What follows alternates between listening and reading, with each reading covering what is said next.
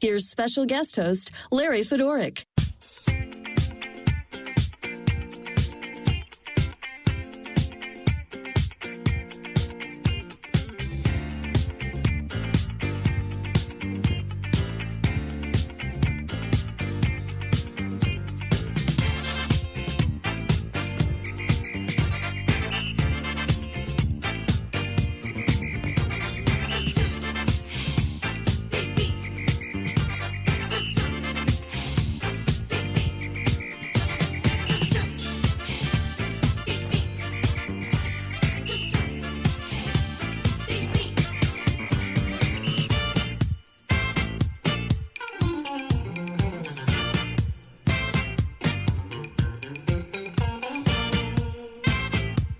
This is Larry Fedoruk in for Mike Farwell. Mike is, as you know, as he's been traveling with the team. It is that time of year. It is Rangers season. It is hockey season. It always comes up so quickly, doesn't it? Unbelievable. But you know what it is, and we all know what it is because the fever has swept, if not Southern Ontario, certainly the nation. It is baseball season. It is the Jays season, right? I mean, it's pretty incredible to be anytime the Blue Jays are playing meaningful games in September is already something for me, right? Because let's be honest, it's been a bit of a drought, 93, and then a bit of a run in 2015. So it's been at least since then. And to have not only meaningful games into September, but to be in the playoffs and to be well into October, you know, Thanksgiving weekend coming up, and there's the Blue Jays playing baseball. I'm killing it, right? Which is pretty incredible. Wow, that is just thrilling. And for me, and I really don't know if I've shared the story before, but really quickly, my son and I were at Game 6 against the Phillies at then, I believe, still Skydome in 1993. He was 12, and we were there for the Joe Carter home run and the whole game. And it is one of the great, father-son memories, stories of all time. And it's just so incredible to have that story and to have that Blue Jays memory. And so we've had that every year. We've been able to share sort of our love of baseball and following the Jays, and not just in the good years, but every year. And this year, to be watching the games and texting back and forth with my son, and he was actually visiting a couple of weekends ago when the Jays were playing, when they had to win on the Saturday and the Sunday pretty much to get into the play, or actually they were in the playoffs to win the division and get the bye into the ALDS, right? So it's pretty incredible. So all these memories just floating back now, just coming back in spades, right, of that time. Now, I don't want to get ahead of ourselves, and I think somehow our fan base, Jay's fan base, kind of getting ahead of ourselves a little bit, if you don't mind me saying. In other words, and if you watch any of the games, even the promos and things that they run on the television, and they play that song of "We Want It All" and "We Want It Now," well, we can't have it now. There's no one's winning this thing tonight, tomorrow, or the next week. There's much baseball to be played all around the league and all around the National League as well. So I think, as you know, we kind of, myself included, kind of already envision the World Series and taking it all.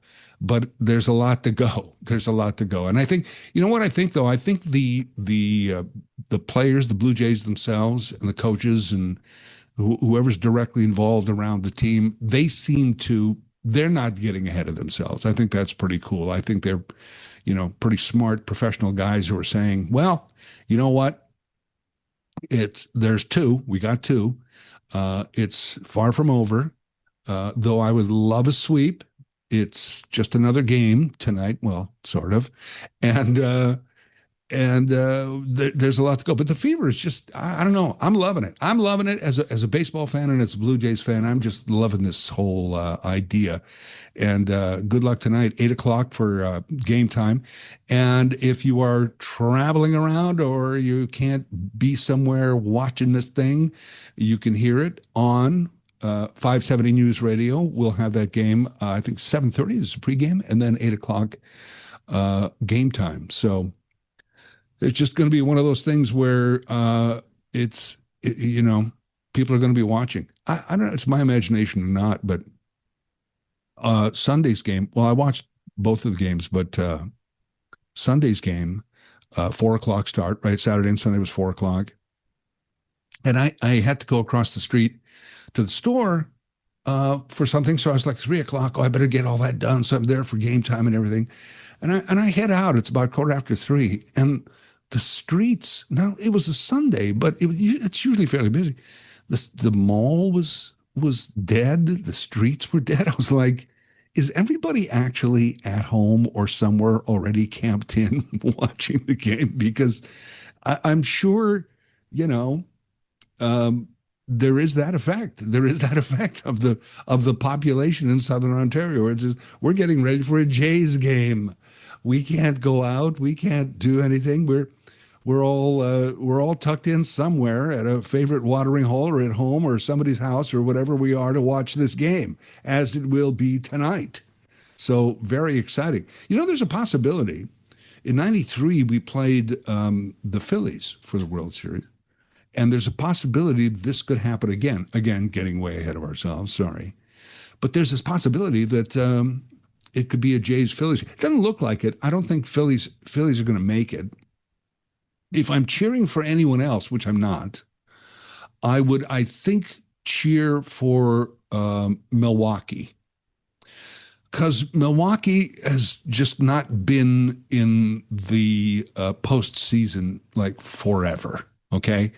And I also cheer for Milwaukee because of Gord Ash. Now, does anybody remember Gord Ash? You have to be kind of a little bit inside baseball, but maybe not. In my years of following the Jays, I've always been an admirer of Gord Ash. I think I've met him maybe once or twice, just very, very casually.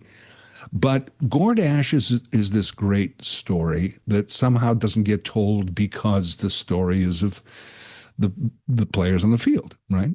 Understandable. But Gord Ash, years and years and years ago, is a young university graduate, gets a job at a bank, and that's fine. He's starting his career, his young 20s, but he loves baseball to the point where he wants to work something connected with baseball. So he quits his bank job and gets a job in the ticket office of the Toronto Blue Jays organization, okay? And he becomes like a supervisor and this. Anyway, years go by, Gord Ash becomes assistant general manager and eventually, I think post-World Series, but he becomes general manager of the Blue Jays. It's kind of like, it's the classic from the mailroom to the top job kind of story, right? And he does this. And then eventually, I think he was replaced by J.P. Ricciardi, although now you're getting way too inside for even me. I don't know. But anyway, he eventually gets replaced and he gets hired by Milwaukee. He goes to Milwaukee with the Brewers, I think as an assistant. I think he becomes general manager, front office there. And I believe he's still there with the team as a special consultant. So he's not day-to-day kind of management guy, but he's there and sort of in the upper management of the Milwaukee Brewers. And I've always admired the Gord Ash story.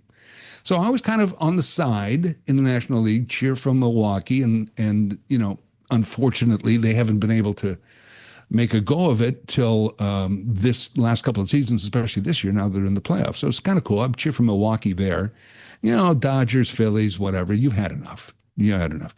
The other side one for me is the Mariners. The Mariners. Now, sorry, Mariners. I think it's our turn again, right? Once again, getting ahead of ourselves for this thing. But the Mariners came in to the American League the same year the Blue Jays did. Okay. And they remain, I believe, baseball fans can correct me. I believe they remain the only team in Major League Baseball that has never been in a World Series. So you kind of go, oh, gee, and they're doing so well this year, and they're in the playoffs. And I would love to see the Mariners advance. And of course, I really think the Blue Jays are advancing this year, knock on wood and all that superstitious crap. That wouldn't it be cool to see the Mariners and Blue Jays? If the Mariners ended up winning, it would kind of be like, oh, okay, well, they get to the championship series at least. Maybe they'll get to a World Series for the first time in their history. I don't know. I would rather beat the Mariners, of course, but that's the other kind of one I'm cheering for a little bit, in that the Mariners have never been there. So I just feel that sorry Mariners, you're going to get close, but I think it's a Blue Jays year. It's just incredible to see like, I think a lot of us, myself included, and I count myself as a fan who's never jumped off the bandwagon, as opposed to Leafs, for example, which I jumped off the bandwagon years ago. Don't care. It's just ridiculous. Prove me wrong. Okay, great. We'll see in March and April and May, But the Blue Jays always been a fan, always been on the bandwagon, but don't follow it as closely. So I think for a lot of us, we're just, with all this Blue Jays coming at us constantly, I think we're kind of getting to know the team a little bit. Like, I don't know that Alejandro Kirk was on the tip of my tongue, or I could name him quickly as the Blue Jays catcher. Some of those other players, and this is the thing too, and I know it's not like I'm not a sports guy, but I'm getting so caught up in this. One of the things that they say when you're watching these games now is that the Blue Jays contribute through the entire lineup. And that was kind of cool to see when you have your stars. Everybody knows Vladimir Guerrero Jr. And Bo Bichette and George Springer, maybe, and all these kind of other. But then you start getting past some of those names. Maybe you know some of the pitchers. And this Trey Savage performance on Sunday, the young pitcher, 22 years old. How are you not going to get involved in that? How are you not going to cheer? I'm watching the game by myself at home on Sunday. I'm also working a little bit, and so the work kind of falls off totally now. I'm not paying attention to it at all. And I'm cheering, I'm screaming, and I live in a building. I can hear out the window. I can hear from other apartments people also screaming when there's a bloop single or the grand slam home run. I can hear cheering in my building. I can hear horns on the street, which I seem directly related to the times when there is a big play in the Blue Jays game. Like, come on, this is crazy. And to watch a young pitcher, 22 years old, like this was his fourth major league start. He started the season in A-ball, like the lowest level of professional baseball you can. And suddenly he's starting a game for the Blue Jays in the playoffs against the New York Yankees. And he's throwing strikeout after strikeout. And his parents are in the stands. And it's like, if you can't get emotional after all that, man, doesn't matter if you were there in 93 or not. It's just so emotional. It's just so cool. And you know what? Like it's supposed to be. It's a great, I was going to say distraction. I guess that's the word I was looking for. But, just something else to think about outside of world events. Although I will say at some point, I thought to myself, wouldn't it be cool if the 51st state took the World Series this year? I did say that to myself out loud at some point, and I was like, okay. Now you're bringing politics right back into it. You were distracted from politics. It's great. And the other thing too is the weather. I mean, today's a little rainy, and we might see fall coming soon. But if you look at the forecast over the next week or so, including for our own Thanksgiving, nice, like very nice. So, and exceptionally, unseasonably nice this past few days. And over the weekend, we saw the Blue Jays. And I just thought the Blue Jays as a franchise came off well. Not only the players and the incredible, all the runs they were scoring and everything, the game itself, sure, yes, all that, but also the this just the shots of an open dome. And I've never been a fan of the Sky Dome, the Rogers Center, as a baseball field. It was built as a multi-use facility, not really for and they've since adapted it and moved things around and made it a baseball field. So it looks fantastic. Those beautiful drone shots on television.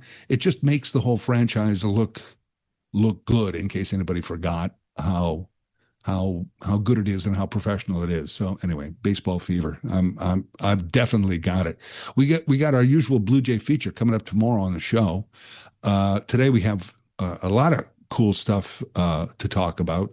I will tell you also that minimally I'll be talking about quantum physics. Yeah, and the Nobel Prize for Physics. I'm still trying to wrap my head around the verbiage. Never mind.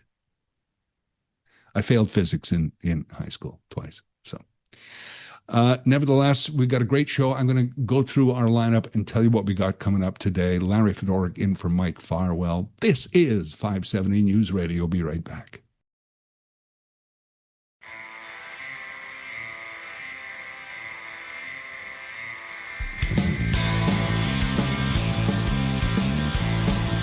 Larry Fedoruk in for Mike Farwell, traveling with the Rangers. Flint tomorrow, the Sioux on Friday, Saginaw Saturday. Flint to the Sioux to the Saginaw Saturday night.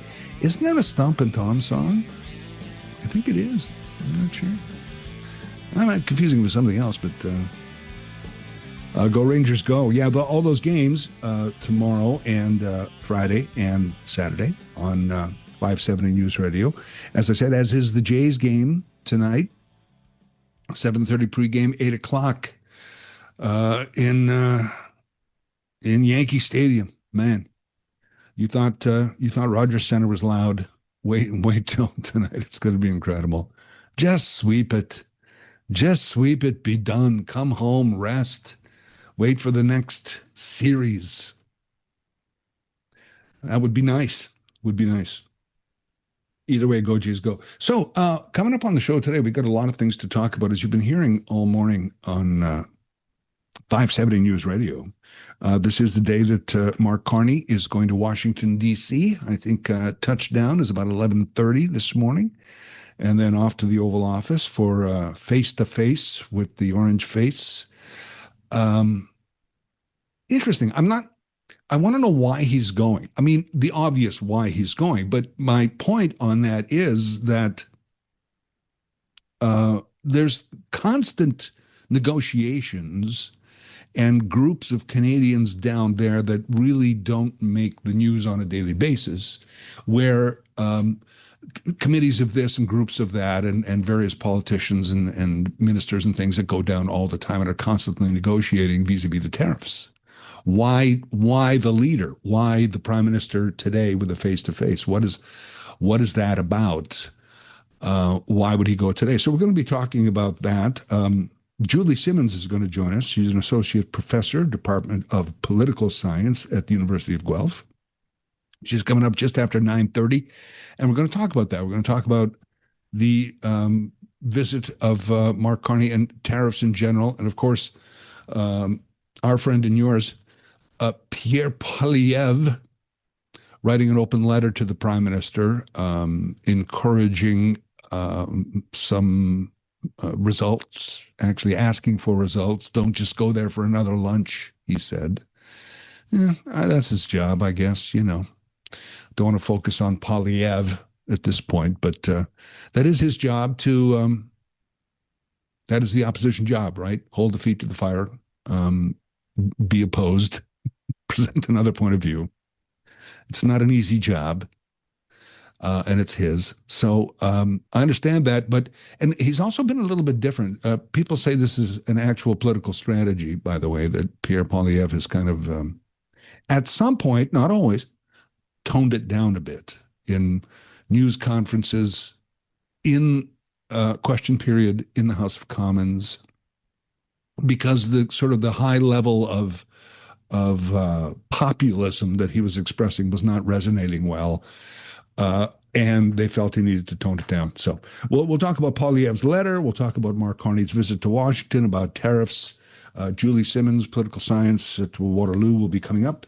Excuse me, University of Guelph will be coming up just after 9:30. At 10 o'clock this morning. Hey, by the way, have you ever heard of the Puslinch man's shed? It's been around for, I think, a couple of years now. We're going to be speaking to the owner and founder of this shed. It sounds on its own, if you don't know what it is, it's like, the shed, what is it? It's actually, in Australia, apparently they have them all over the place. There's quite a thing, where it's a place for men, even young men, to get together to work on construction projects, mostly to work with their hands. And it started out because her father was diagnosed with dementia. And his father, or her father, was a farmer, and so used to working with his hands and working the land and all these. And kind of once dementia set in, he kind of didn't have a focus or had trouble focusing. So she thought, why don't we start a place where people can come, not just necessarily dementia patients, but people who just kind of are in a stage and need something and need to be with other people, community. And she started this Puslinch men's shed. And it's just done incredible things. So Cheryl Milani is going to join us at 10 o'clock this morning. Hope you can stick around for that or come back for that, because it's an interesting conversation. Also today, Tuesday, our Tuesday Tech Spotlight is going to focus at 10:30 this morning on a site service called Handshake. Handshake is the website if you want to look it up. But the two founders are going to join us from Handshake on our Tuesday Tech Spotlight. I guess I can give you a clue. Why wouldn't I? Handshake is a AI receptionist, basically, for your business. Okay? Get it? Not for everybody. Some people want a person in a chair at a desk in an office. Sometimes that's not necessary. What do you do? Handshake could be the answer. We'll find out more about how that works. Also this morning, coming up at 11 o'clock, we're going to talk to one of my favorite people on social media, on X and others. He's known as the food professor. Not the food processor. That's a different appliance. He's the food professor. I've had many conversations with him over the years in talk radio. Dr. Sylvain Charlebois is going to join us. He is he's actually at McGill. He was at Guelph years ago when I started talking to him. He was at Dalhousie. And now I believe he's a visiting scholar at McGill. Isn't that amazing? Yeah, guys up there. In demand. And the food professor and I are going to be talking about the rising price of coffee. I don't know if you heard this. Tim Hortons putting the price of coffee up 3 cents per cup. By the way, and these are stats that you can Google, at 3 cents more per cup in Canada, times the number of cups of coffee Tim Hortons sells in a typical year in Canada, 3 cents more per cup will mean they will take in $58 million more. $58 million. That's sips of coffee. $58 million. And 3 cents is a sip. I just drank 3 cents worth. You're right. So he and I are going to talk about the price of coffee and, of course, inflation and food inflation especially. And then an interesting topic at 11:30 this morning. I'm going to talk about cancellation with communications arts University of Waterloo professor Robert Denish is going to join us. We'll talk about cancellation. It's a fascist tool. We shouldn't be canceling people. We'll talk more about that. That's all on the Mike Farwell Show. Larry Fedoruk sitting in, back with Julie Simmons and Mark Carney's visit as our topic. Visit to Washington as our topic coming up next. Here's special guest host Larry Fedoruk. Mike traveling with the team all this week with the Rangers, and So I get to, barring any unforeseen circumstances, I will be here tomorrow, Thursday, Friday as well. Always great to be with you. Thanks for having me on 570 News Radio. Always a pleasure. I'm not just saying that. Coming up after 10 o'clock this morning, this wonderful idea called the Puslinch Men's Shed, a community center to bring people together to work on projects, more of a sense of community and a place to go and things.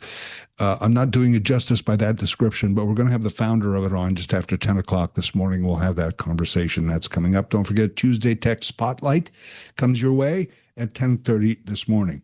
As you've been hearing, Mark Carney is on his way to Washington, D.C., touchdown in about 2 hours, and then a meeting with Donald Trump, a face-to-face. Joining us to talk about that, our guest is Associate Professor, Department of Political Science at the University of Guelph. Julie Simmons is joining us. Professor Simmons, thanks for coming on today. It's my pleasure. I ask why this today, because there's ongoing negotiations that generally we don't hear of or talk about, of groups and ministers and committees and things always talking about tariffs and trade with the U.S. Why today this need for the Prime Minister to go, do you think? Well, I agree with you that, Carney has been playing the long game here in terms of wanting to focus on the renewal of the trade agreement between Mexico, Canada, and the United States. And there has been some back and forth that we read of and hear about from time to time. And you're right, it is interesting that all of a sudden we have a meeting happening with the two leaders of the two countries. And it seems that there is a considerable amount of pressure on the auto industry, for example, in the United States. And it's possible that we will see, at least partial relief from the steel tariffs coming out of today's meeting. Is this something that Trump has hinted at? Because, frankly, with Donald Trump, with troops being sent in and everything else, it's kind of hard to hear what he has to say about trade recently. It is true, and he doesn't often speak in details. So, right. But sometimes more comes out of a face-to-face meeting with Trump than any other kind of a meeting. And while I think it would be highly unrealistic to think that all tariffs on everything would end, it is the case that the American economy, and particularly the auto industry, is really beginning to feel the impact of the tariffs. I have read one report where the Ford company has paid $2 billion and absorbed that shock so as not to pass it on to their consumers. And they are, the epitome of the American auto industry company, with more exports than any other company in the United States in the auto industry, and also employing a lot of Americans. So, there are those midterm elections coming up for Trump in November of 2026. And we also have this CUSMA agreement between Mexico, the United States, and Canada that has to be revisited, along the same schedule. And so it will be, intriguing to see what happens with all of the other tariffs, say, for example, the ones that are proposed for softwood lumber going forward. But I do think that the auto industry, in particular in the United States, has really been able to perhaps lobby the Trump government to say, hey, we've really taken a hit here, and this can't continue. Is there a solidarity, as there was early in this elbows up, Canada, one nation? I'm asking specifically about Pierre Poilievre's letter, kind of offering support and go Carney go, but not, conservative premiers getting together, Doug Ford telling Carney to fight. And how are we going into this? Are we going in as one country? Well, I think that the opposition party in Ottawa has been playing the role of an opposition party, which is to provide an alternative to the governing party. And so in some of the questions that Poilievre has been posing to the Liberal government, for example, he's saying, are you going to come out of this meeting today with, promises about no more lumber tariffs, no more tariffs on other industries that are affected other than steel and aluminum. And so that perhaps strikes a note of discord among the politicians in Canada, but that's to be expected because that's the role of the opposition, to provide an alternative to the government and to put the government's feet to the fire, so to speak. But I don't think it's elbows up everybody with the same narrative. But I also think that it's highly unrealistic to think that, at the end of this meeting, I don't think anybody who's been following this would expect in any way that it is in any way realistic to come out with what Mr. Poilievre was seeking yesterday in the House of Commons, that Carney would confirm was possible, which is the removal of all tariffs. And it's not so much that opinion formed by others isn't so much based on a lack of confidence in the Prime Minister, but rather a lack of confidence in the American president as to what kinds of concessions he's willing to make, given his narrative about the importance of tariffs to, boosting the American economy and making sure that Americans have jobs. I find Poilievre very interesting at this point as a Calgarian who is now, as a result of a by-election, representing a riding in Alberta. And Danielle Smith, and being Danielle Smith, and Alberta being Alberta at this point, and her being one of the more vocal conservative premiers, I just find that interesting, that whole unity question, I guess. But I get your point about the opposition has to be the opposition. That's their role. Yeah, and I think that there's different ways that you can go about playing that role. And my observation has been that the kind of hyperbolic statements and the exaggerations and the, phraseology of Mr. Poilievre is something that people like Doug Ford had suggested that he might temper when he returned to the House of Commons, to look a little bit more like a statesman who was prepared to lead one of the G7 countries. And I'm not sure that I have seen much evidence of that. For example, just the expectations that he has for Carney with this meeting are unrealistic by everyone's, I don't want to say everyone, but a great many people's, reading of what is possible vis-a-vis the United States, and given the experience of other countries that have been in a similar situation in terms of having, experiencing the impacts of the American tariffs. I find, too, there's a lot of emphasis as far as the visit goes, a lot of times on that sound bite or that Instagram clip where, the last one where Carney stood up, some things are not for sale, those kinds of things, that I think sometimes they're looking for that moment in the face-to-face. And maybe a lot of the stuff goes on when the cameras aren't running, I guess, the real stuff. Do you think? Oh, absolutely. And I think, Carney has a strategy going into this meeting for sure. He's not winging it. And I am sure that there will be some concessions that are made on both sides. Carney has already made a variety of concessions in response to Trump increasing tariffs, like dropping the digital services tax.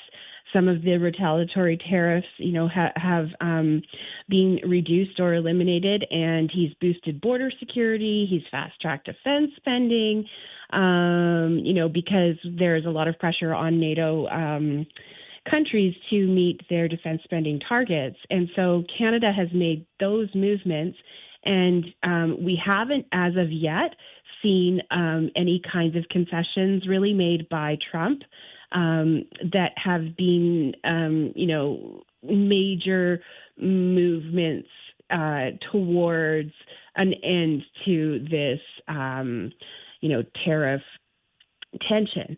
But because they're having this meeting today, I would expect that there is something that is going to be a concession on the American side, and perhaps there may be more on the Canadian side as well. But like I said, I think that and we know this, we've been saying this for months, that eventually these tariffs that are they're not paid by us. They are paid by American companies who need our products coming into their country. And so, they will be and have been pressuring the Trump administration and will be seeking to and lobbying to have those reduced. And at a certain point, if Trump wants to keep the economy going in the United States and keep public perception that the economy is strong in the United States up, he will have to make some concessions himself. And hopefully we'll see something like that coming out of this meeting today. Okay, real quickly, the fact that Trump administration is a huge ally of Netanyahu, and Canada said they, along with several other nations, saying they recognize a Palestinian state, is that a point of contention between the two, or is that just not a topic today because it's all tariffs? I can't say for certain, of course, but I would be surprised if that were something that were the focus of their meeting this morning and their working lunch. For sure. I was just kind of curious about that. Professor Simmons, thank you so much for your thoughts on this. Your insights, terrific. Thanks very much, Larry. All right. Julie Simmons is Associate Professor, Department of Political Science at the University of Guelph. This is 570 News Radio. I'm Larry Fedoruk, in for Mike Farwell this week. We'll be right back. Just the expectations that he has for Carney with this meeting are unrealistic by everyone's, I don't want to say everyone, but a great many people's reading of what is possible vis-a-vis the United States, and given the experience of other countries that have been in a similar situation in terms of experiencing the impacts of the American tariffs. I'm Larry Fedoruk, in for Mike Farwell today. Julie Simmons, our guest there, Associate Professor of Political Science, University of Guelph. Talking about Carney's visit to Washington, D.C. today. Started out that conversation asking why Carney today? In other words, there's constant negotiations going on in person, via Zoom, telephone calls.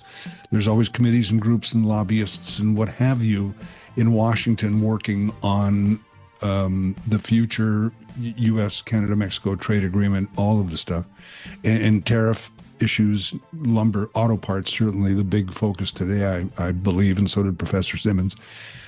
Why suddenly would you feel a need for a leader to leader? It's who knows exactly why, but the fact that Carney's not going to go down there to kiss the ring. This is the thing I like about Carney and about Canada right now in general. Whereas I feel, just my opinion, I feel that if it was a Poilievre or even a Doug Ford, who just this past weekend was there just shouting, he was getting huge applause at an event going, Mark Carney, you got to go in there, fight, fight, fight. He was just churning up the crowd, and they're all like, yeah, fight, fight, fight. I'm not sure that they would be. I'm not sure that they wouldn't be kissing the ring when they were down there, frankly. But, you got to get those cheers and those votes. And so fight, fight, fight is the battle cry right now. And I like the approach that we go down there face to face. And I like the fact that Trump takes the meeting and that Carney seems to hold his own. Now, again, and I mentioned this with Professor Simmons, we're going to get the soundbite. We're going to get the news clip that is going to be on social and it's going to be running on the news. That is the 20, 30, 40 second coverage of the Oval Office meeting, and there'll be banter, I assume, and maybe Carney will have a Jays jersey, and I don't think so, but you know what I mean? It's there. There's that. There's what we get from it, and then there's what goes on and what's going to happen at the end of this. The interesting thing about tariffs to me, one of them, is that outside of the Trump toadies, I don't know that there is anyone who thinks tariffs work and yet, or do anything for anyone. And yet Trump is so convinced, seems to be the only one to believe that this works for anyone. So I don't know. That's bothersome. Do we have, who is this? Is this Darren? Have I got that right? Darren? Hello. Yes, hello. Hi, go ahead. Hello? Oh, yeah. Yeah, so tariffs, from an economic point of view, just going backwards to your point, so yes, tariffs are definitely inefficient. They're not the best way if you look at overall resources and allocating things from a pure economic point of view. But from a working point of view, yeah, they work, because what Trump wants to do is he wants to shift the production to the states. One of Trump's main guys said a very poignant thing that we always have to remember. We don't have to pay people to hate us. They'll hate us for free. If you remember, okay, so there's a lot of, you're calling right. Trump orange face and all that type of stuff. Yeah, I get that. Yeah. So, and there's a lot of Trump hate there. But if you remember, there was tons of Canadians always trashing the States back in the, say, for some people it would be the good old Obama days. Canadians love trashing the States, and Trump is looking at it. If you look at it from the big picture point, from where he is, it's like Canada makes 1.9 million cars a year, for example. The States buys 90% of them. So if you're dealing with people who are always kind of making fun of you, trashing you and stuff, you're like, you know what? We can make our own things. It's not the most efficient way. Absolutely. I have an economics degree. It's better to, Canada has a high marginal product of labor, blah, blah, all that type of stuff. But Trump doesn't care about the marginal product of labor. He's like, yeah, we can make those 1.9 times 90%, whatever that number is. We can make those here in the States. And okay, let me ask you. Let me ask you a question, and I'm not trying to make a point. I'm asking a question. One of the things I keep hearing is manufacturing.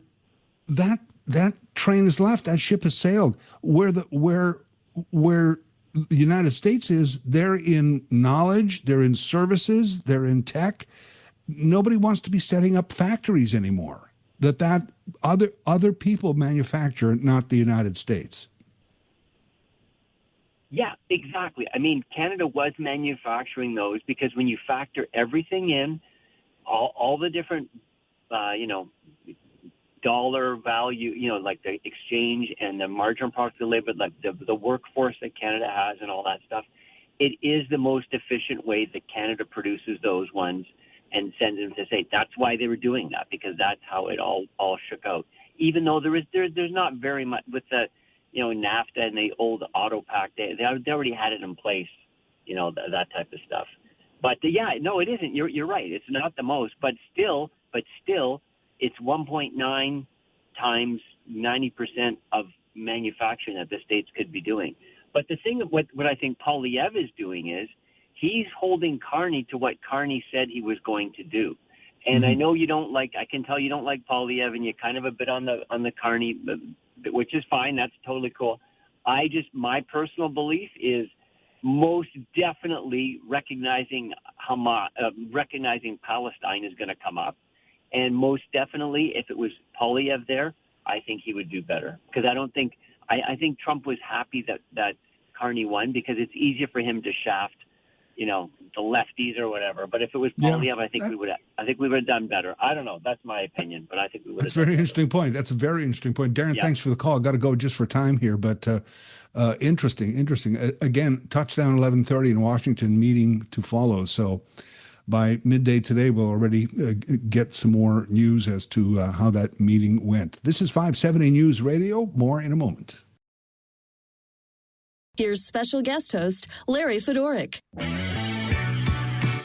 Thank you for having me on 570 News Radio once again. Always great to fill in for Mike Farwell. And Mike's on that long road trip with the Rangers all week, so I'll be here tomorrow, Thursday, Friday as well, if all goes well. And again, always enjoy being on 570 News Radio. And coming up on Tuesdays at 10:30, it's the Tuesday Tech Spotlight. So we got that coming up. And the Tech Spotlight today is on a service, a website, a tech company called Handshake. Very, very interesting what they can do. We'll have the founders on just after 10:30 on our Tuesday Tech Spotlight. Have you heard about the Puslinch Men's Shed? Just on its own, what is that? It's actually an amazing concept. And the owner of the Men's Shed is Cheryl Milani, who joins us now. Good morning, Cheryl. Good morning, Larry. How are you? I'm great. How are you? I'm very well, thank you. Thank you for coming on today. This is, I'm setting this segment up earlier on. I still don't think I did the Men's Shed justice in how terrific it is. Explain the concept to us. What happens there?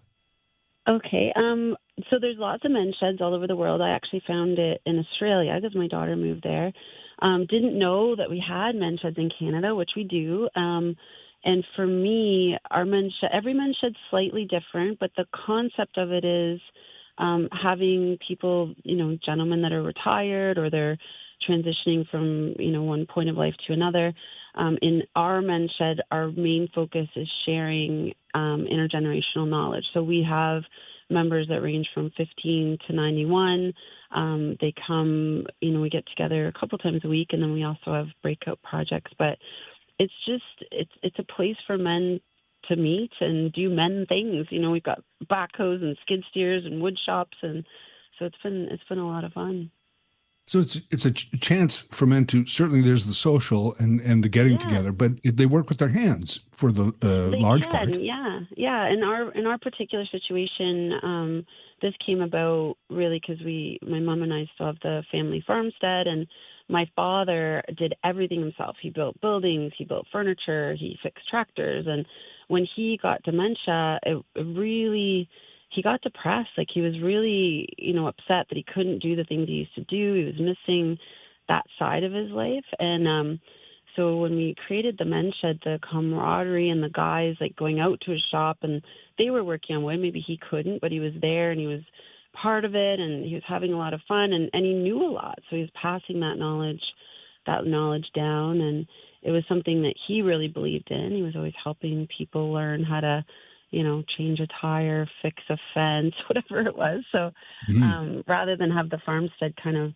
die, for lack of a better word, we thought, wow, this is a great opportunity to have people come and, have a common camaraderie around caring for the farmstead so that it can, go on for generations with, access to the community. And it also, gave a lot of these guys a great purpose in passing down their wisdom from decades of whatever they did. We have electricians and engineers and carpenters and mechanics. It's been really rewarding to watch that.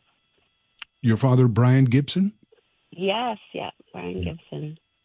Brian Gibson. I understand, by the way, my condolences. He passed this. Thank you. Yeah.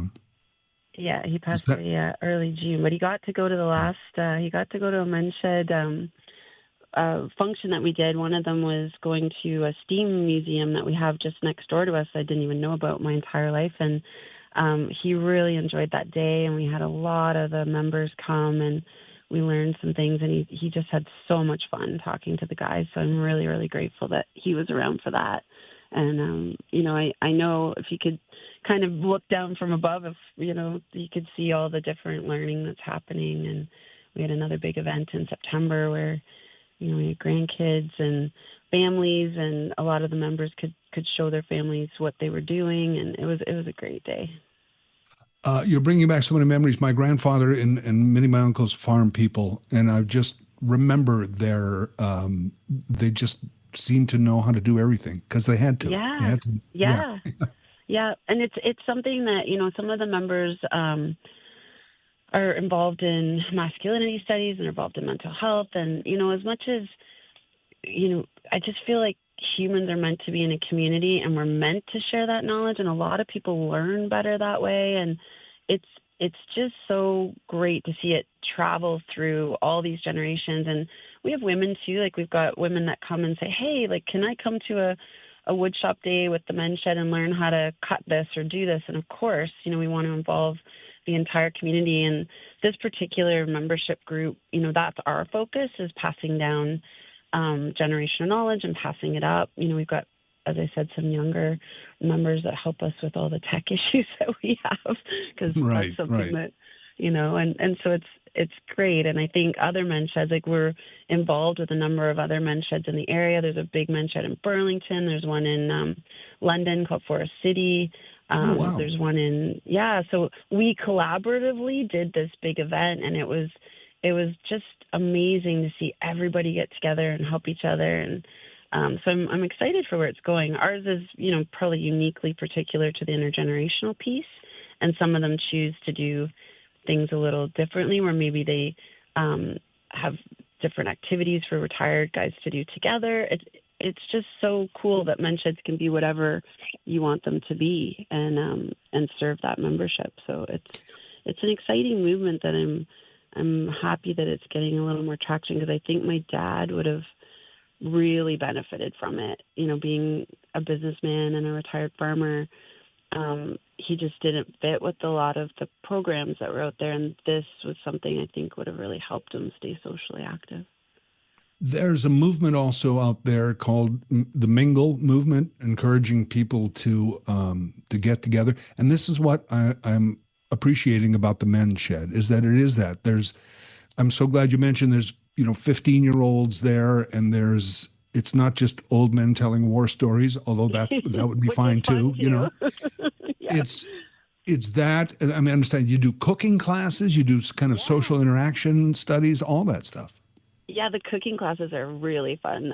Actually, we did the last one we did. My one daughter from Australia, who introduced me to men's sheds, visiting, and my oldest daughter knows how to make amazing curry, and we had to pivot pretty quickly. And so I had my girls and me teaching all these guys how to make curry, and man, did it ever turn out well. And the conversations are just amazing. It's just a lot of fun. And, I think we need it right now. Like we just, there's a lot of things that isolate us, whether it's technology or whatever it is, and just getting people in a room together.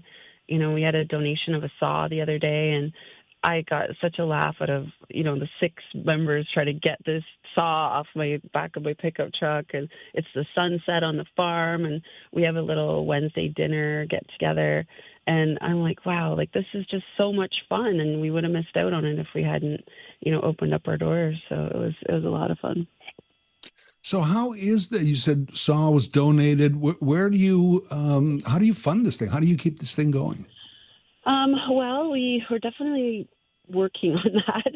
We do have a very small membership fee. We've had some donations. There are a few grants that we can do, but we do rely on donations and membership and things like that to grow. So we've had a lot of people donate tools, because we're very fortunate in that we have equipped shops that were my father's, but we'd like to help other men's sheds open, and we are trying to sustain ourselves. So any tool donation, we're trying to start a tool lending library or an education workshop. We do workshops. So we have a knife sharpening workshop. We had a lawnmower blade workshop. We're doing a wing cook-off in November. We have a competition who has the best sauce. So people will donate a little bit to help cover the cost. The big attraction right now is we have a gentleman, he's 69, and he's amazing, and we have a Mini X there, and he teaches people, kids, everyone how to use this thing. So one of our costs is diesel fuel. So people have been, graciously donating towards that and the upkeep of the equipment. And that's a really empowering thing for people that have never used, a piece of farm machinery to actually learn that. You know, I've had doctors that are members, and he's like, wow, like I never got to do this before. So it really connects you to everybody from different walks of life, which I love. Yeah. What is this piece of machinery? Sorry, what is it again? A mini excavator. We've got a mini like we just have farm equipment on the farm, and I kept it. Right. So yeah. So we had a young man learn how to drive the JD 6200 from 1985. It was the one I did hay with my dad. It's still there. And he just was beaming ear to ear. Like, that's just something you don't get to do when you live in the city, right? So no kidding. It's, wow. Yeah. So it's so, we have a 91-year-old retired farmer that comes, and he was a carpenter in his career, and he helps the guys and teaches them things. And he was driving the tractor at our event, and it's just amazing. You think about all the knowledge that we have that we don't necessarily tap into. So that's the exciting part for me. It just sounds so wonderful. All of it, from the connectivity, the social, the, as you've been saying, the exchange and the passing down of knowledge, and in some cases the passing up of knowledge when it comes to some of the tech stuff. It is just amazing. Yeah, you do have a website, right? We do. We have a website. We are on Instagram with the help of our younger members, because I'm not always that savvy. Right. So there's a lot of pictures of things we do. We run a consistent meeting on Wednesdays. We have a wood shop open Wednesday afternoon and Wednesday evening. Saturdays is kind of farm day. It seems to be gelling that way. We don't really have any limitations to things we can do. You know, as far as having people come, and if you're interested in farming or gardening or cars or whatever you want to do, there's different groups of our membership kind of split off into things. We've got some guys working on motorcycles. So it's been great for us too. My mom and I get a lot of help with mowing the grass. You know, before it was a big chore, and now we've got guys fighting over mowing the grass. So it's a win-win. Or chicken wing sauce. Hey, chicken wing sauce, right? You bring your best sauce, and we're gonna have judging. So we'll see. Absolutely, I want in on that one for sure. I know. I want to be a judge. I'm like, can I come? I want to be the judge. This has opened up so much for me, and I think it's a wonderful thing you're doing. And I didn't realize there was such a movement on it, and I'm glad there's one in Puslinch. Because of you. We have members from KW, and we're kind of the center of the universe. I joke, we're in the middle of the swamp, and we're 20 minutes from everywhere, from Hamilton, Cambridge, you know, Burlington's 27 minutes, but, you know, Kitchener, my daughter and grandsons live there, and we have some members from there, from Waterloo, from Elora. Like, we just, we're really excited to have everybody come and connect and use the campus, and, you know, it's a lot of fun. Thank you for what you do, Cheryl. Thank you for today. I appreciate you. Thank you so much. Yeah, hopefully we'll see you visit one day. You bet. Thank you. Okay. Cheryl Milani is the owner of the Puslinch Men's Shed. This is new to me, the men's shed concept. I didn't realize there was, I knew that that Cheryl kind of found the idea from Australia, but I didn't realize there was men's sheds in Burlington and London and other places, that this is just this, it's getting humans back together, getting that face down in the screen, looking up at another person and talking and doing things together. That's where we've got to go as a society. And this is one of the ways to get it done. I think it's absolutely wonderful. More in a moment. This is 570 News Radio. This is a great opportunity to have people have a common camaraderie around caring for the farmstead, so that it can go on for generations with access to the community. And it also gave a lot of these guys a great purpose in passing down their wisdom from decades of whatever they did. You know, the electricians and engineers and carpenters and mechanics. It's been really rewarding to watch that. I'm Larry Fedoruk in for Mike Farwell. That's part of my conversation moments ago. Cheryl Milani, I urge you to find Puslinch Men's Shed online and see the pictures of what they do. I had no idea about the men's shed until I sort of read about Cheryl and this place where men can go. And she said, you know, it's called Men's Shed, and there's men's shed organizations and sheds all over the world. Very prominent in Australia, where she first heard about it from. But there's ones in Burlington, London, and they exist, and it's a place for men. And as Cheryl said, also, you know, women say, well, it's considered a man's thing to work with tools and woodwork and construction and run the big excavator and the little excavator.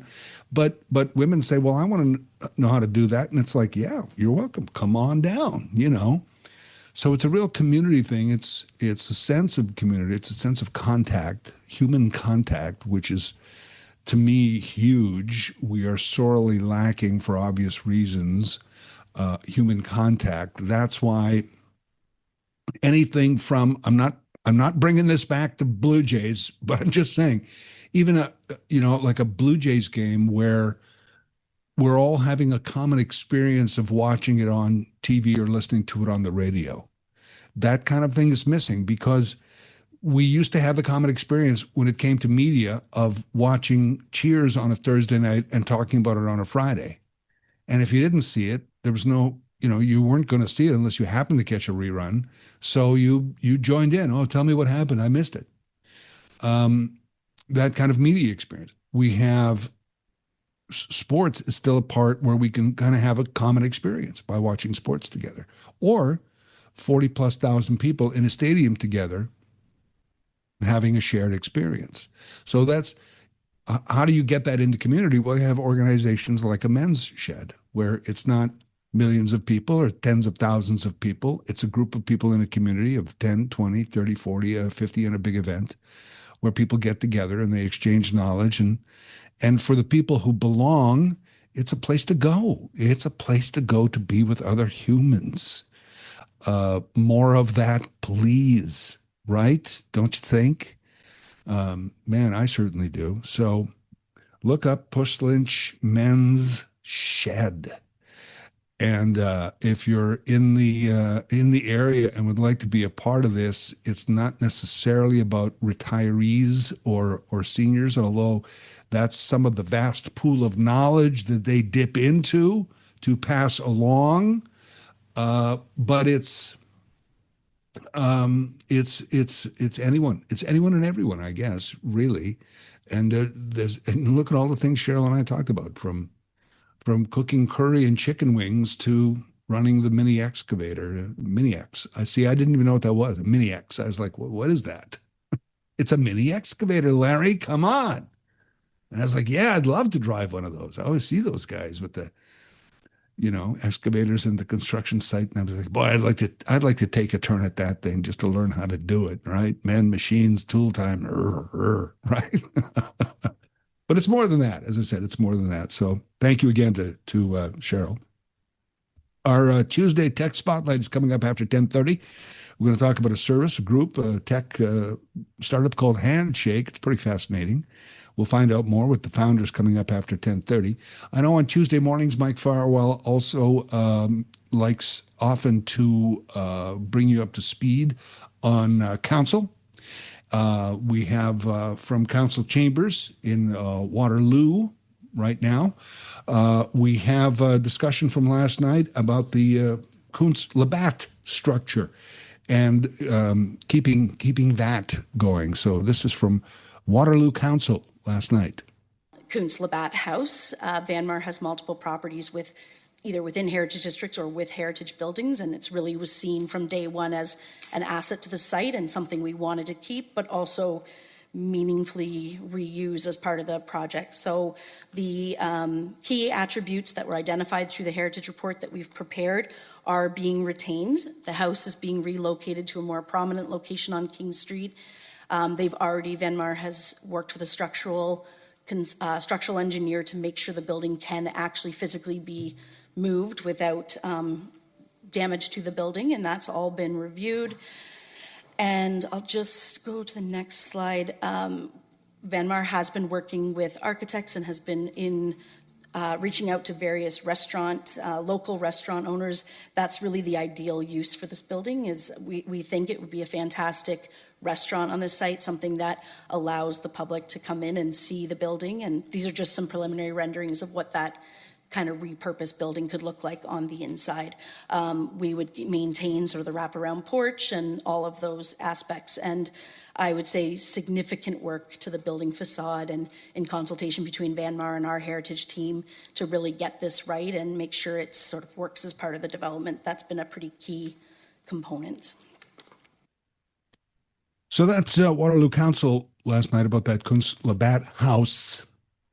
Restaurant is a good idea, or some sort of like public place. Restaurant, I think, is great, whether it's restaurant, museum, community center, some public place where when you had a historical building, people can go in. People are welcome in and get to experience it and see it, as was said there. That's our council clip for this week.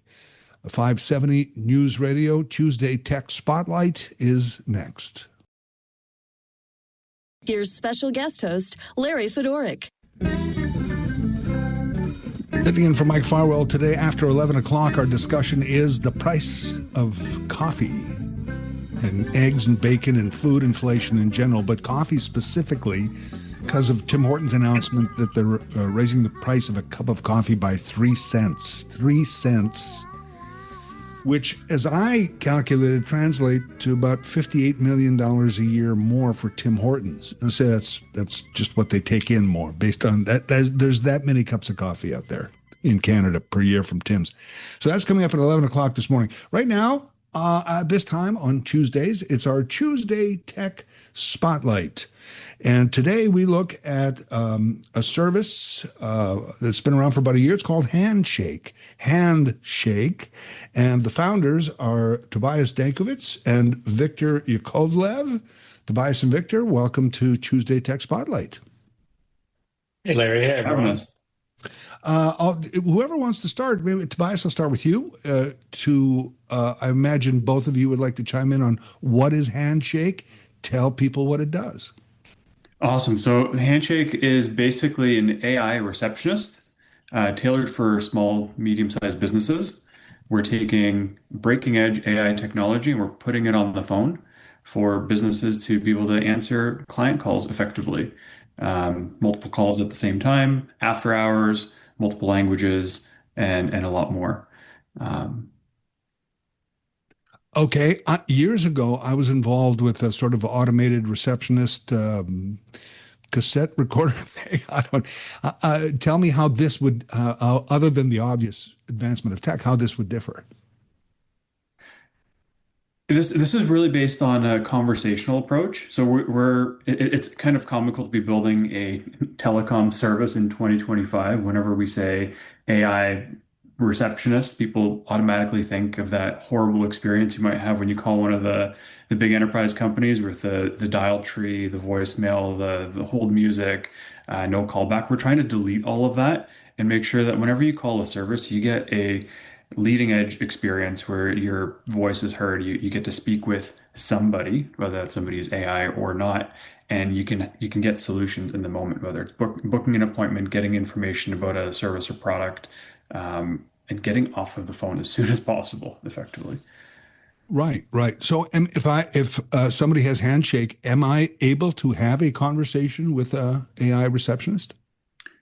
Absolutely. So the way we work is business, if they want to use a AI receptionist support, we call forward to our service.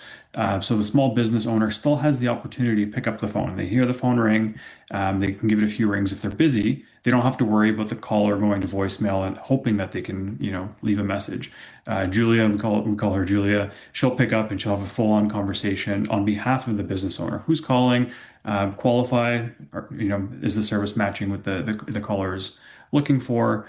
Answer any questions, book appointments. She can send text messages back with information. So if you're looking for, specific file or something, she can send that to you. And it leaves a beautiful email for the service provider to get back to them at a later point throughout the day. But by the way, you mentioned Julia. Can it be Victor or Dave or Bob or? Yeah, there's like thousands of incredible voices. They sound human-like. They have different accents, different age demographics, things like that. Yeah, the tech is pretty incredible. We can clone voices too, so we could have a Larry AI as well. The tech's progressing pretty quickly. Right. Because I use because of my eyes, I use Read Aloud and various services, and they're all I don't mind them. It's all very tech-sounding voices, and you can tell they're AI generated by the weird places they pause and do other. But you're saying yours is human, basically more human-like. Much more human-like than what we are familiar with in the old kind of voice recording services. And the voices are just constantly progressing. So if you've seen any of the new models from like Grok, OpenAI, 11 Labs, things like that, the voices are starting to become quite human, where a lot of our clients, they'll have calls, Julia will have calls with callers, and the callers won't even recognize that they were talking with a AI. Their needs are met, their questions are answered, they've been qualified, a schedule's been, a booking's been made, and then only when they come in for the service, they're like, "Oh, I was just chatting with Julia. Where's Julia?" And they're like, "Oh, that's she's not real. She's Right. our AI support." Now, you mentioned a couple of times kind of the small and medium business. Is that the target here? Because, and I want you to kind of square this for me, where people are going was like, well, some human is losing a job to AI here.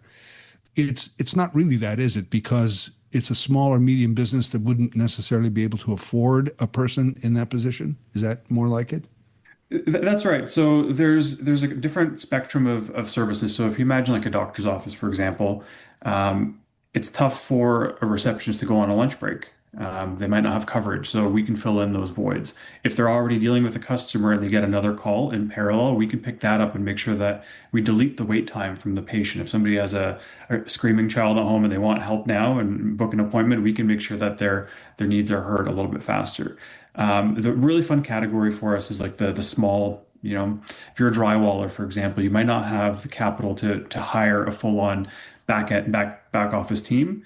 And we see a lot of these small businesses really extending themselves after hours. They want to take their wife out for a dinner and they're getting calls interrupted. And it's like you got to balance between having family time and screening your next caller, because that might be your next meal effectively, right? Your next client.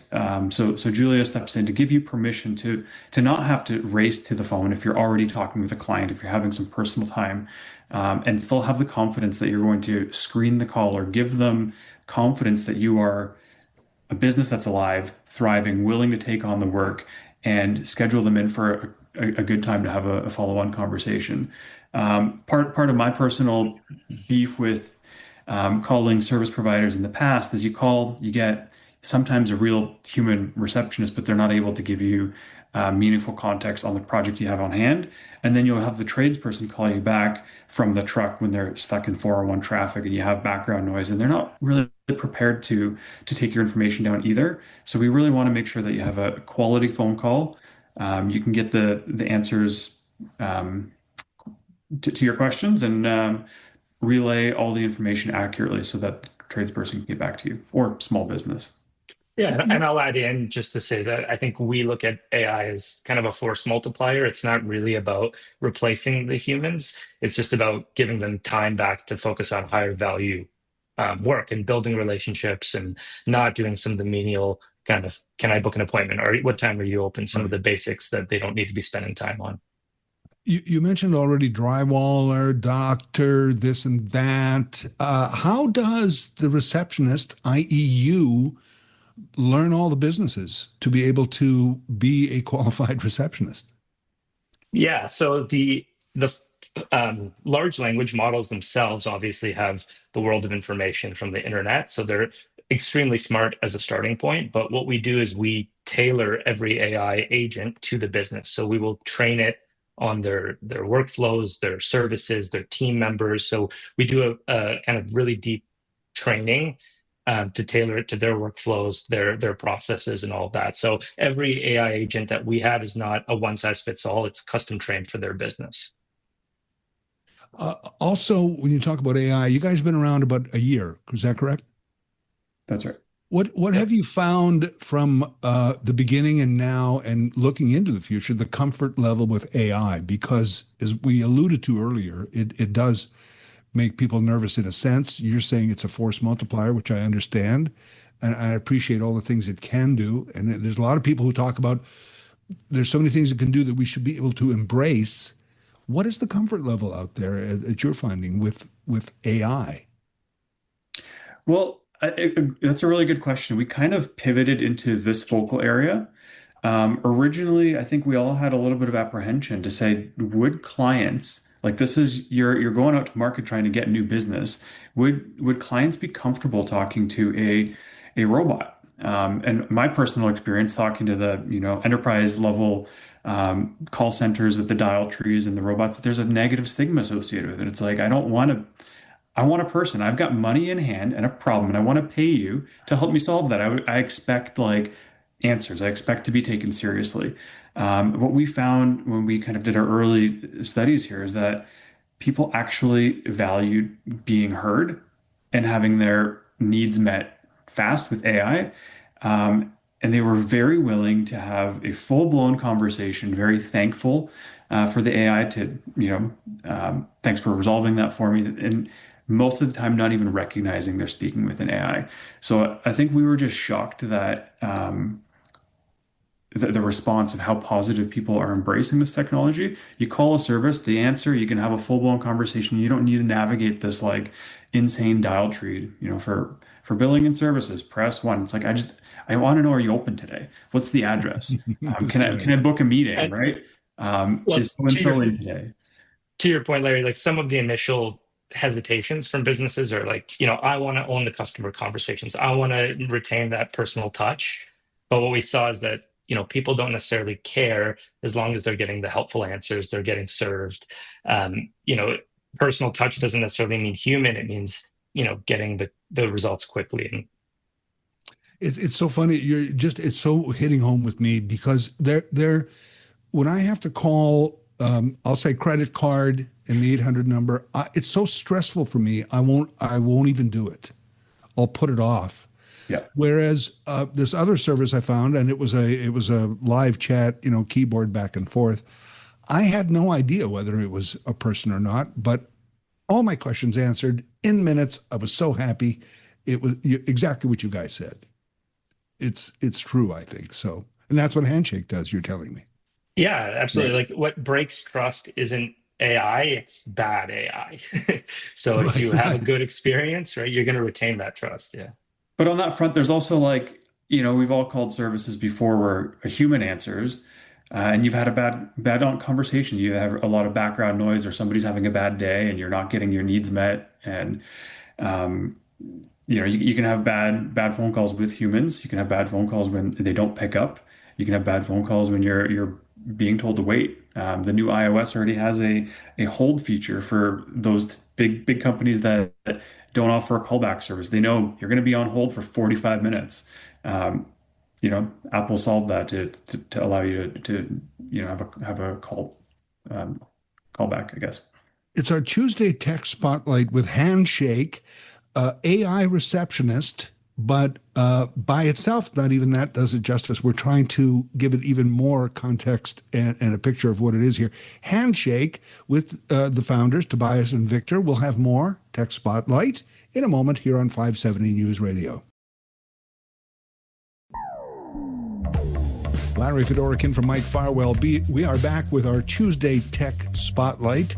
Tobias Dankowitz and Victor Yakovlev of Handshake.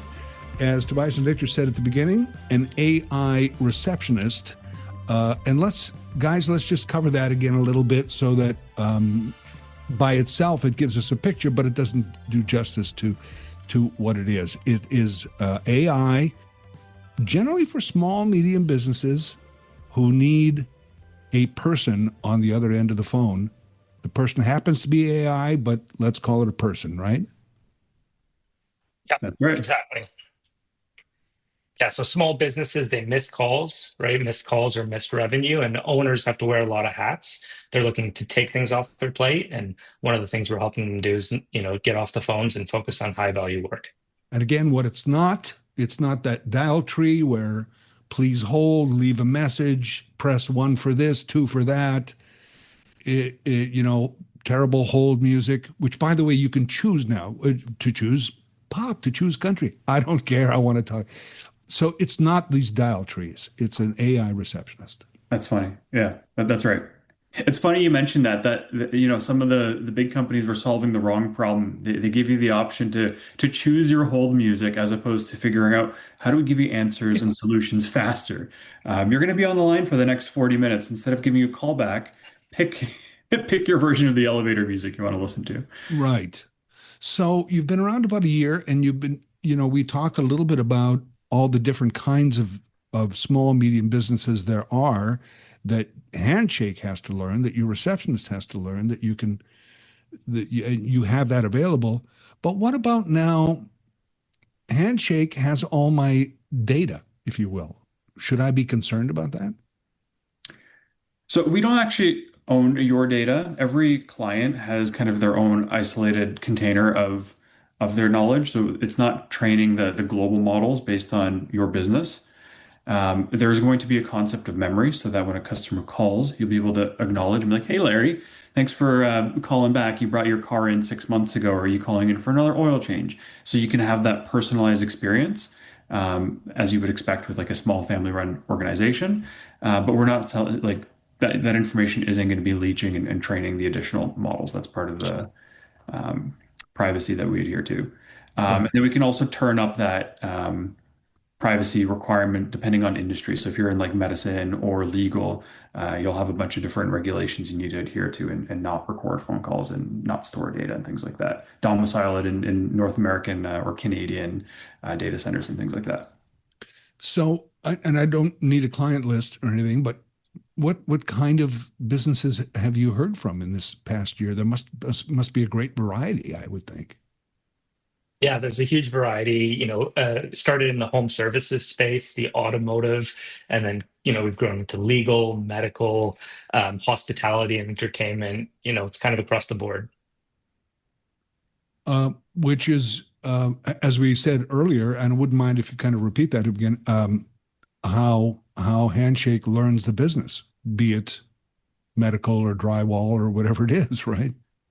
Yeah. Yeah. So, at the simplest level, we can, train an AI on a business's website or there's, online presence.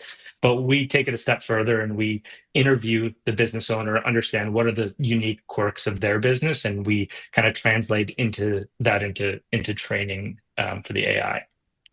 And on top of that, the AI continuously improves, right? So after 100 calls, we can see what are the customers asking for, what are the typical requests, and it'll constantly be improving itself. It actually learns faster than we do. That's right. Yeah.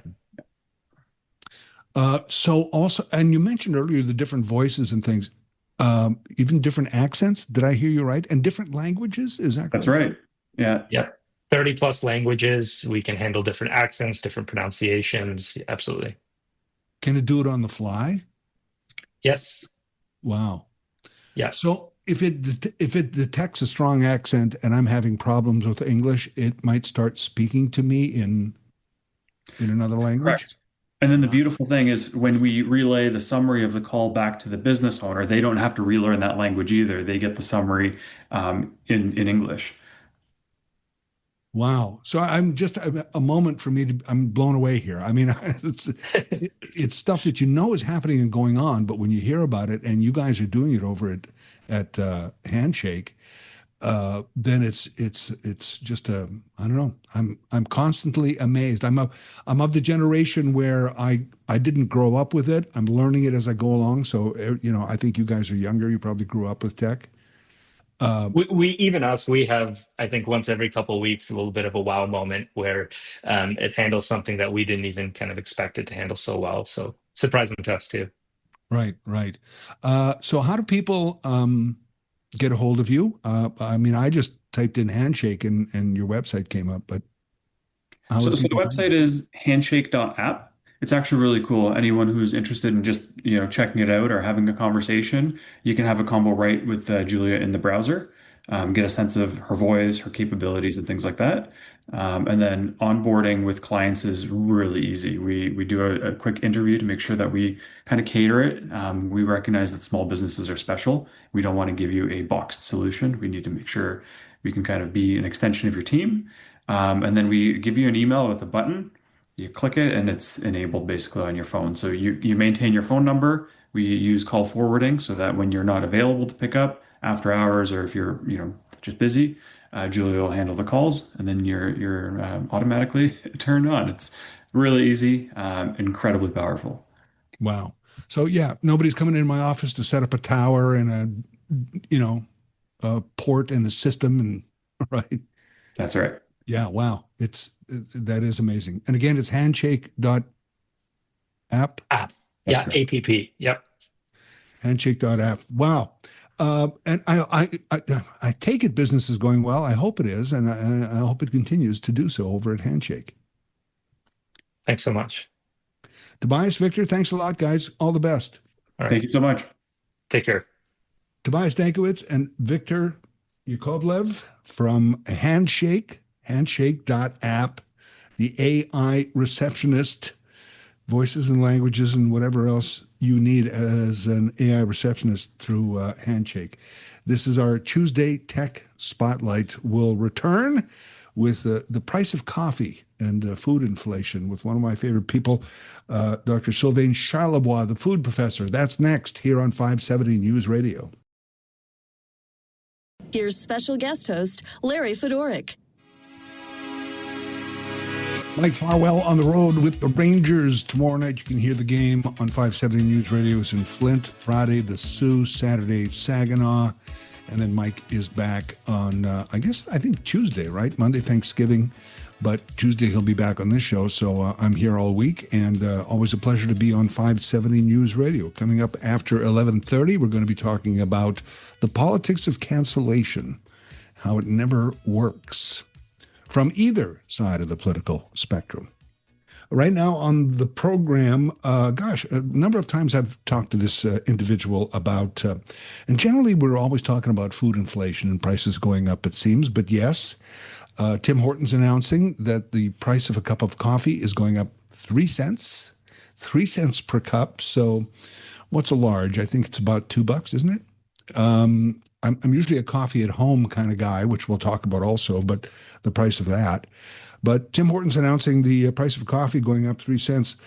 You can find our guest online as the food professor. Right now is a visiting scholar in food distribution and policy at McGill University. Dr. Sylvain Charlebois joining us. Professor Charlebois, nice to talk to you again. Nice to talk to you as well. I figured out that at 3 cents per cup, based on data I found on Google AI, it's $58 million more coming in for Tim Hortons based on 3 cents a cup. Isn't that amazing? They serve a lot of coffee. Absolutely.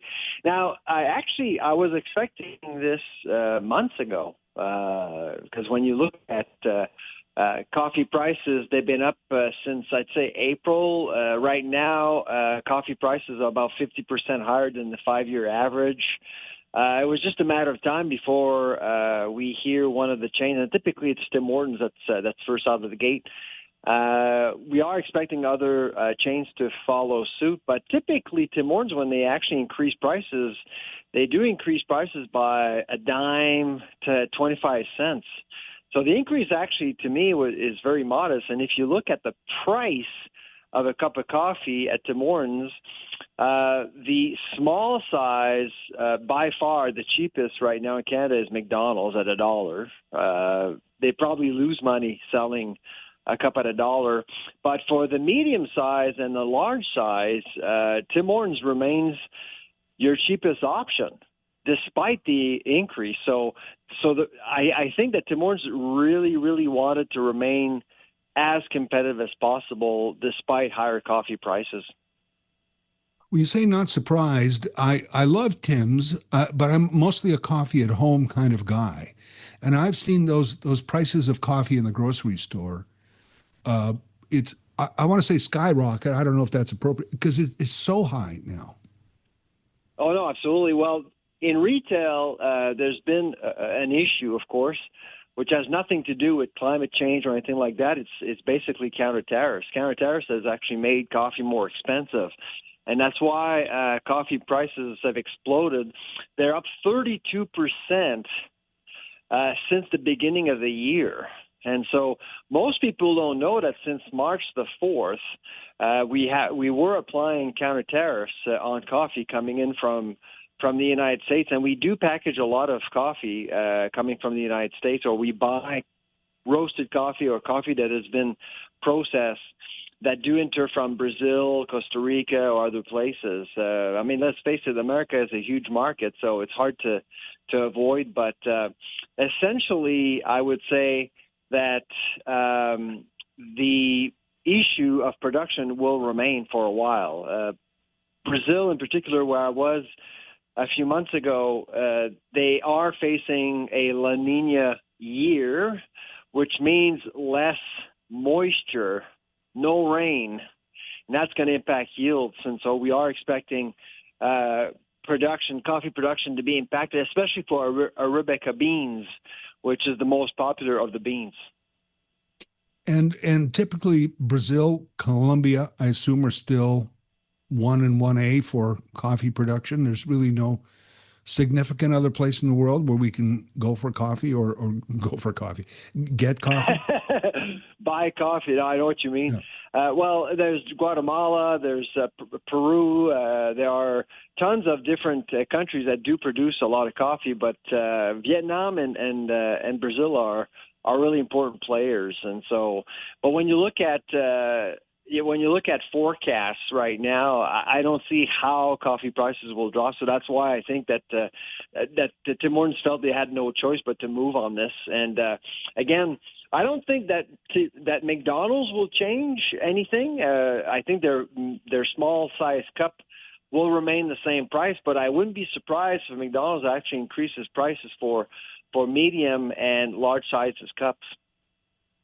I noticed that their marketing almost the very day of the announcement was for their $1 a cup offer as almost a counter, even though, as you said, it's only 3 cents and it might still be the better value at Tim's. They came right back with saying it's $1 a cup at McDonald's. Oh yeah, no, absolutely. They're reinforcing that message. Why? Because they want to sell you and I sandwiches and salads and hamburgers and fries and other things. Of course, there's a bit of a battle going on right now in Canada for the third place, quote unquote, the place you stop between home and work. Starbucks dominated the third place concept for decades. But now Starbucks is actually experiencing some issues. Restaurants aren't taking care of all that much. We've seen many closures now in Canada. I believe over 150 Starbucks that have closed in recent days. And so you can see that really the third place concept is up for grabs, really. And so that's why a lot of coffee shops are fighting for our business, because we are seeing more and more people physically going back to work, and so everyone in their minds are redefining what that third place should look like, and Starbucks is kind of losing its luster there. It's never going back, though. To your point, would it ever be?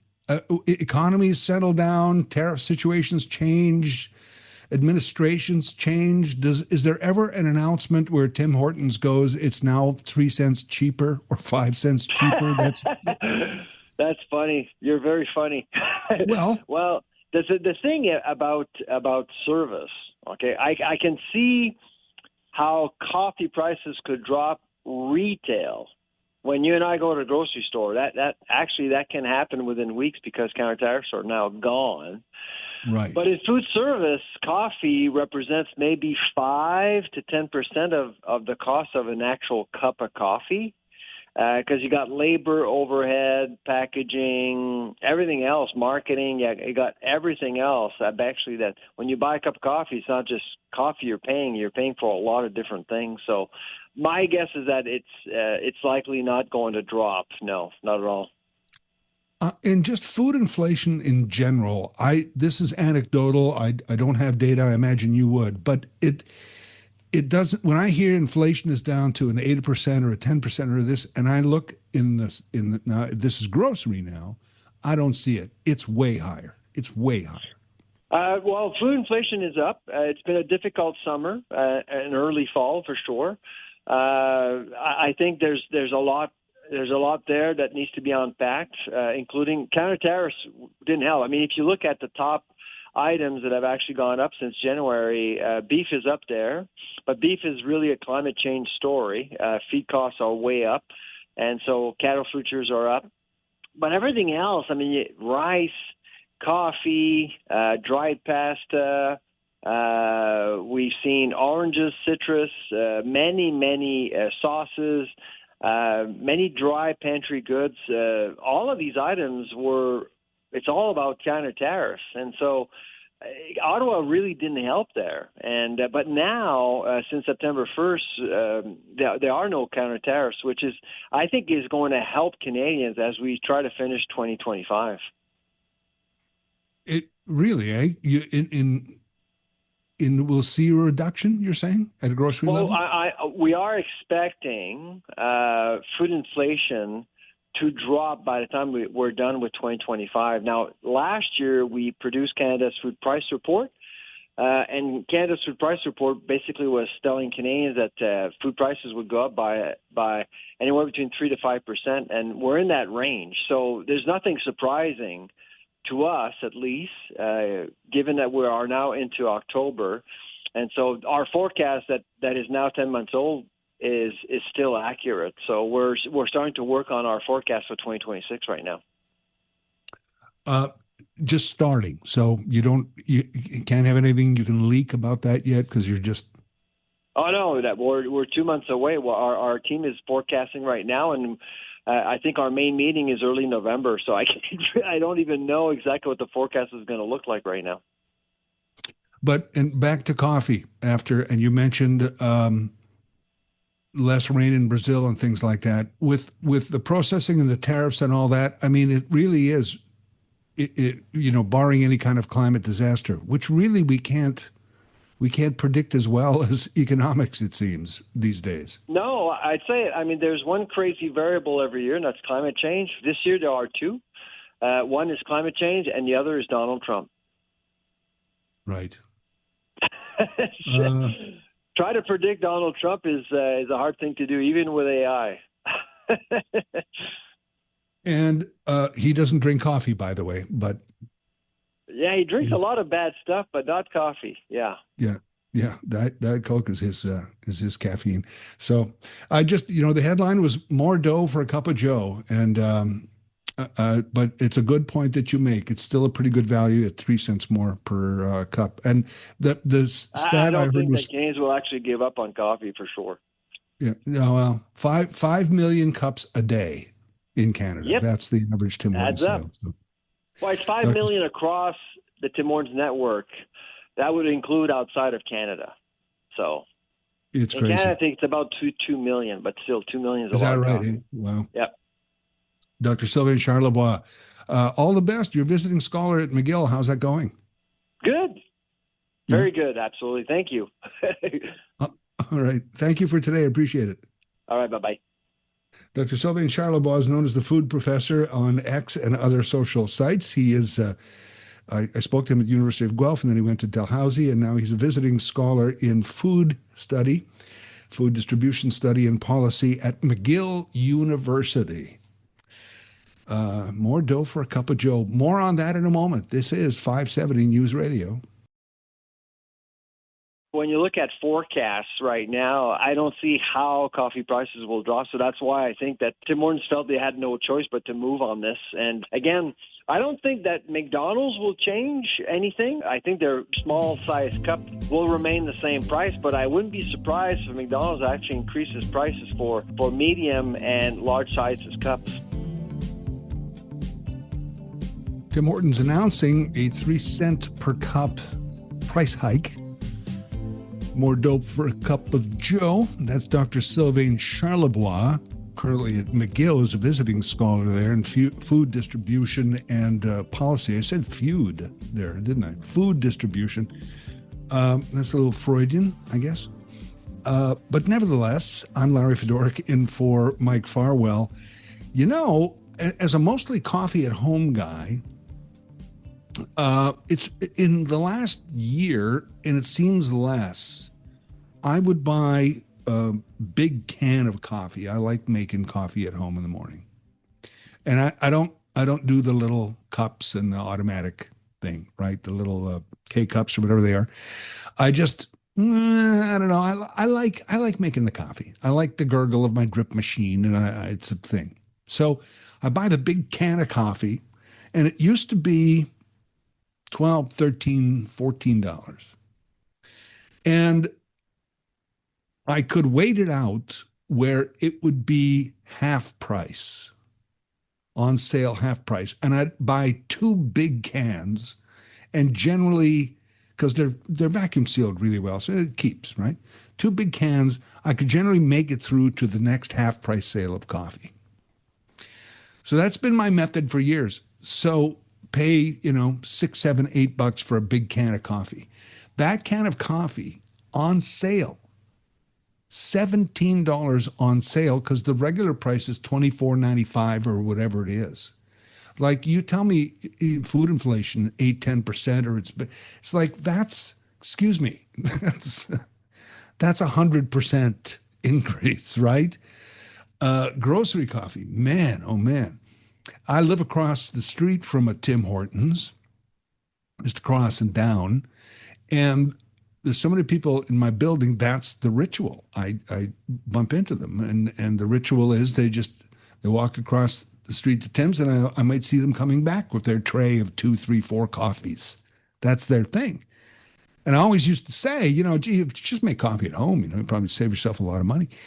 And now I'm wondering if I shouldn't, I shouldn't just be going to Tim's, because it's still a pretty good value for a couple of bucks, large coffee, And as Dr. Charlebois said, it is a pretty good value. This is not an ad for Tim's, but per sip, price per sip is and 3 cents is like, that's a sip of coffee. 3 cents is a sip of coffee. Do the math, and then it's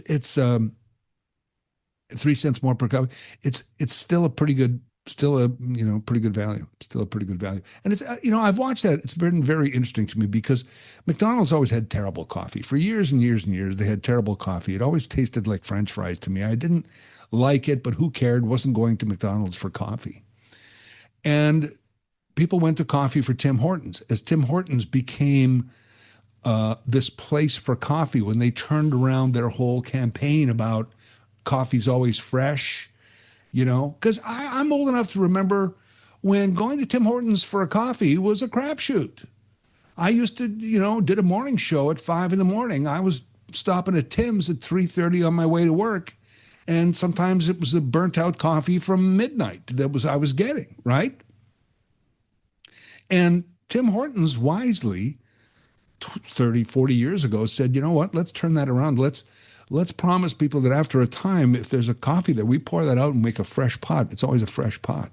Brilliant move. It changed Tim Hortons' future, in my opinion. So then Tim Hortons, and I will go to my Tim's on occasion, and there's always a lineup, and then in line I watch people walk out, and generally they walk out with 3, 4, 5, 6 coffees. They're stopping in, they're getting coffee for work, they're getting coffee for all the coaches on the soccer team, they're getting coffees, and they're getting other food, but it's coffee, coffee, coffee. They went in there for coffee, and while they're there, they get some food. McDonald's, you go for food, you might have a coffee. But more people started to just go to Tim's and avoid McDonald's because, it's great coffee, and I can get some food there. And they've widened their menu, and McDonald's had to react to that and had to start making good coffee, which they did. I mean, who would challenge ever McDonald's? I know you had Burger King and Wendy's and other places, but who would challenge their lofty position within that food world? No one. Tim's did. Tim's did, of all people. And McDonald's kind of countered with decent coffee, and I'm glad they did. It's still great coffee. McDonald's coffee, it's fantastic. It's fantastic. And I wasn't meaning to be funny with Dr. Charlebois when he goes, "Oh, you're funny." I'm like, the price is never coming down. That's, the can of coffee that I used to buy for $12 and it's now $24. It's not going to be $12 again, is it? Ever. It might come down to 18 or, but that steak that's like, $9. Yeah, but it's a minuscule little thin piece of meat for $9. You're kidding me. That's beef. It ain't coming down. Not that much. As the professor said, though, grocery may come down, and it can sometimes come down very quickly. Whereas in retail, it doesn't. That 3 cents more you're paying for Tim's, they're not going to take that 3 cents off ever, even if suddenly there's an abundance on coffee. I don't think so. They might have a sale for a couple of weeks, but they're not. That price is that price now, and it will be like that forever.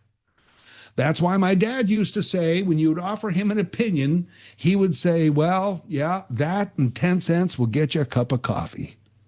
And he used to say that his entire life, to the point where I got older and I went, Dad, coffee is 50 cents now. And he never changed his phrasing. He would always go, yeah, that and 10 cents will get you a cup of coffee. And I'm like, no, it's 50 cents now. And then it's $1. And now it's $2. Because, prices just don't go down. You see these old ads that pop up on your social feed, brand new 65 Chevrolet Impala for $2,300. That's never going to happen again. You're not going to buy a 3-bedroom house for $17,500, which is what my parents paid for their house back in the day, right? So it's inflation. 3 cents for a cup of coffee, that seems like, well, all right, it's just another thing that I'm paying more for. Why does the politics of cancellation never work, even when it's somebody that you would like to cancel? We'll talk about that with an expert coming up next. This is 570 News Radio. Here's special guest host, Larry Fedoruk. The Conestoga College story is... Wow, there's a lot of people at the Dune campus. Maybe something we can talk about on our 12 o'clock Talkback Hour. A reminder that we have that coming up between noon and 1, where it's wide open. What do you want to talk about? Is it the labor unrest on the campus, or is it the Blue Jays? Is it Mark Carney's meeting today in Washington? Tariffs? Gosh, there's a lot of things out there, and probably things you're thinking about that we haven't mentioned so far that you'd like to share. And that's all available to you in the 12 o'clock Talkback Hour, coming up just after 12 noon today here on 570 News Radio. Let's talk about cancel culture, as we often call it, and why the politics of cancellation never works. Our guest is a professor in the Department of Communication Arts, University of Waterloo. Robert Danish is joining us. Professor Danish, thank you for coming on today. Hi, Larry. Thanks for having me. The line that really rang true with me, because I do this, is we believe a functional society will emerge as long as certain groups and or people are removed. Yeah. That's kind of cancel culture, isn't it? It is. It really is. And it's a fantasy, right? I teach communication. So one of the things I assume is always true is that disagreement happens. We don't all share the same worldview. We don't all share the same values, or we don't all share the same beliefs. And so we're going to have arguments and disagreements. And cancel culture just sort of fantasizes the idea that, well, if I get rid of the right people, then I'll just be left with some people I agree with. And that's not going to happen. And it's funny because I find myself doing that. If there was just no Donald Trump, everything would be okay, or whatever. I'm picking on him because he's easy. But just anything. We, on both sides of the political spectrum, we seem to do that, right? Oh, absolutely. I think it's become very, very popular. And I think it's become very popular because it's very easy. It exonerates us from the hard work of conversation across difference. And a lot of us are exhausted or trepidatious about that hard work. So we just imagine, okay, get rid of X and I can relax. I can do easier work in my life. And so I don't blame us for having that sort of fantasy or that sort of belief. But the reality is it's just not going to work. Right. When you say get rid of X, you of course mean Elon Musk's social site. I know you know. Okay. I got rid of that myself, and my life hasn't gotten any better or worse, to be honest. So, no, actually, here's my point. Don't we do this without getting too therapist here? Don't we do this personally, just in our private lives? We go with people we agree with. We want to be comfortable. We don't want confrontation. Yes, absolutely. Like we know that we tend to want to be in groups that have shared values and shared views, and that we like the people in, and we kind of insulate ourselves in those groups. But we also know, like talking about therapists speak, we also know that if something is unresolved or like lingers with us or sticks with us, it can create lasting problems. And so in sort of interpersonal relationships, like an unresolved issue, you can't just wish it away or push it away and assume it's not there. It will stay with us. It will stick with us. And that's the same with the groups of people we cancel. So if we want to cancel some group we don't like, their views are going to be like stuck in the back of our consciousness, needling away at us.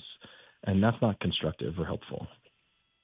So what is it the old we agree to disagree? Is that a solution? Or because you can't always create consensus, which is what we need more of, I guess. Yeah, I don't. So creating consensus is hard, but I don't think it's agree to disagree either. I think conversation, when it's managed well, opens up possibilities for change. But what people don't often realize is that they can't predict the course of that change. So I think we have to keep the conversation going. At least that's what one of my teachers used to say all the time. Part of living in a democracy is the obligation to keep the conversation going and to be open to change within that conversation. And we won't always know where that change leads. And it won't always be to perfect consensus, no. But living in a democracy means keeping the conversation going and having as many voices in that conversation as possible. There's so many ways to go here. This is such an interesting topic. What about the isolationism that we see due to echo chambers? Like we can just find voices that agree with us. We can just get into our social sites. We don't really have to pursue anything else. Yeah. So I when I think of one of the effects of social media, I think of what you're describing, and the other way to kind of imagine that as we've been disabled or sort of prevented from cultivating our skills at managing conversation across difference. So because we have these mediated abilities to silo ourselves or to sort of exist only in our small little bubble, and because we can do that through a screen now, like we have very little kind of incentive to have these conversations beyond our little mediated screen, we've lost the skills or the ability to manage those kinds of differences. And I think those are one of the kind of characteristics or great things about both the U.S. and Canada over the course of the 20th century is that a lot of people had acquired a lot of really helpful skills in navigating difference and creating coalitions. And those seem to be disappearing more quickly in the U.S. than Canada, but still I'm worried we're not far behind. Right. And one of the things I read when I was looking at this cancellation was all the synonyms of it that made me realize that I'm just as guilty in a lot of occasions, like elimination or subtraction is a big one, removal, or just invalidation. Well, that guy's crazy, so never mind. That kind of thing. Exactly. That last one is really, really important. So in my field, in interpersonal communication, invalidation is like a really big deal. It's very destructive of relationships. And it just basically says your view is too ridiculous to even entertain. So I will not entertain it. And it's the same as cancellation. Yeah, or worse in a way. And as someone who's always, and again, I don't mean to make this my therapy session, but as someone who's always thought they were open, I find that I'm doing it too. Getting back to my other point of it's the right, it's the left, it's both sides of politics, practicing this cancellation, which is not working. Yeah, I don't think you should feel blame or troubled by that. I have another teacher who used to say, our beliefs have us. And he didn't believe people could be open-minded. Like, you have beliefs. That's okay. You shouldn't be asked or expected to just give up those beliefs or surrender them in order to be, quote unquote, open-minded. But the trouble is, I think that a lot of us lack the skills or the ability or the devices to go to in the course of conversation where we can hold on to our beliefs, yet still engage someone who's different from us. And again, it comes back to the hard work thing. It's like a lot of us just don't want to put in the labor of having to try to convince another person or figure out a way to find common ground with someone that's different from us. And so it's just easier to invalidate them or cancel them. It is tougher. I just wrote a piece that I do a podcast, and I talk about freedom of speech. And when you read definitions of freedom of speech, that we already have qualifiers in our freedom of speech. Yeah. You can't defame somebody. You can't incite hatred. There's all kinds of, it involves a study is my point. It involves knowledge of what freedom of speech is, and it becomes a right and a responsibility. And I think it's the responsibility a lot of people shy away from. I don't know what you think about that. Yeah, I think that's exactly right. Like, nobody has totally unfettered free speech. There are always regulations on speech. Now, democracies try to have looser regulations because they want more robust competition between ideas. That's fine. And democracies don't really want governments in place of regulating speech because they worry the government will just regulate the speech that criticizes the government. And that's not good either. But we have to recognize, so one thing I like to try and get my students to recognize is we should be asking what work our words do, not just do I have the right to say them. And so that's where the responsibility comes in. I think sometimes if your words do the work of invalidation, well, you're trying to regulate speech in a certain way yourself. If your words are doing the work of engagement or persuasion, then they're doing a different kind of more democratic work in my mind. I got to ask, because late night talk shows have seemed to taken the lead in this freedom of speech conversation and in cancel culture in general. Is there a role for them or comedy or in all of this? Yeah, this is a great question. Like, it's a really, really important question too. I think comedy is enormously important to democracy. And I think comedy is important because it is a way of critique that doesn't just invalidate positions. It kind of keeps the conversation going, but it lets our opponents know, hey, I don't necessarily approve of that, but I'm not going to just eliminate you from public discourse. I'm keeping you in public discourse by sort of making fun of you, gently criticizing in these kind of comedic ways. And I don't think it's a surprise that stand-up comedians have taken a leading role in defense of free speech. I think democracy and comedy sort of go hand in hand, and fascism and authoritarianism doesn't tend to like comedy very much because the criticism is invalidated itself. So comedy is kind of one of those modes of engaging in critique, and I think in engaging in substantive ways that isn't a form of invalidation. Yeah. John Stewart said, "We're the banana peel in the coal mine." Yeah, he's not wrong. Yeah. I think we should be like Ukraine. We'll just elect a comedian and go from there, you know. I wouldn't rule it out in the U.S. It's possible. This is a real eye opener in a lot of ways. I think even for people who think they're on the right path, shall we say, it's just a different way of thinking of rethink your cancellation and rethink your cancellation is popular among fascists. So I think we should work towards a more democratic society. I think this is a great conversation. I thank you for it. Thanks so much for having me. I appreciate it.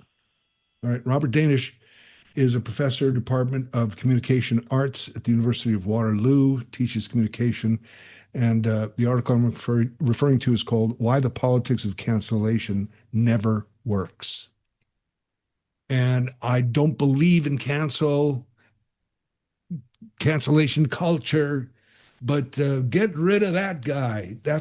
I'm like that. I double standard myself, and I'm like, you know what? I gotta do that less or eliminate it if possible. That part of me, because it's at least the attempt to create consensus. That's democracy, and I'm in favor of democracy.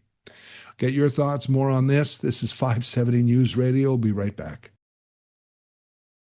Part of living in a democracy is the obligation to keep the conversation going and to be open to change within that conversation. And we won't always know where that change leads. And it won't always be to perfect consensus, no. But living in a democracy means keeping the conversation going and having as many voices in that conversation as possible. I could talk about that all day. That's a great guest, Robert Danish there.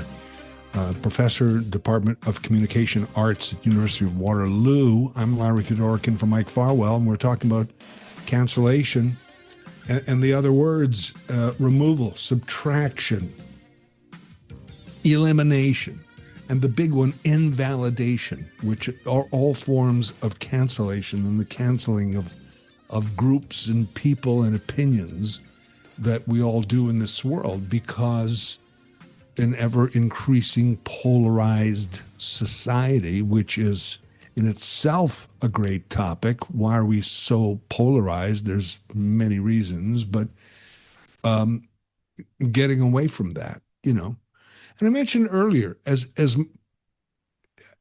I tied in my mind when we had Cheryl Malani on earlier from the Puslinch Men's Shed on about this idea of first started with men in retirement or transition, in her father's case, some dementia, where they missed having a place to go and things to do. So it drew men together to work on projects, be they construction, and they've evolved now into cooking and social discussions, and young people come in and join, and women come and join, and all it meant to me is people get together. And I know I'm putting this out there as a weird concept, but I'm just people getting together instead of canceling and polarizing and everything. They're getting together for some common interests and having social contact with another, real social contact with another human being. As we do at a Jays game, as we do at a Rangers game, as we do on a picket line, maybe, whatever it is. But it's humans being human and being with humans in real sense, in real time. So, I don't know, stop canceling thing. It's hard to do, as we talked about with the professor, because in my own life, do I fill my life with people who are the opposite of me and challenge me and don't agree with me? And I don't fill my social media that way. I don't fill my life that way. I'm open to it.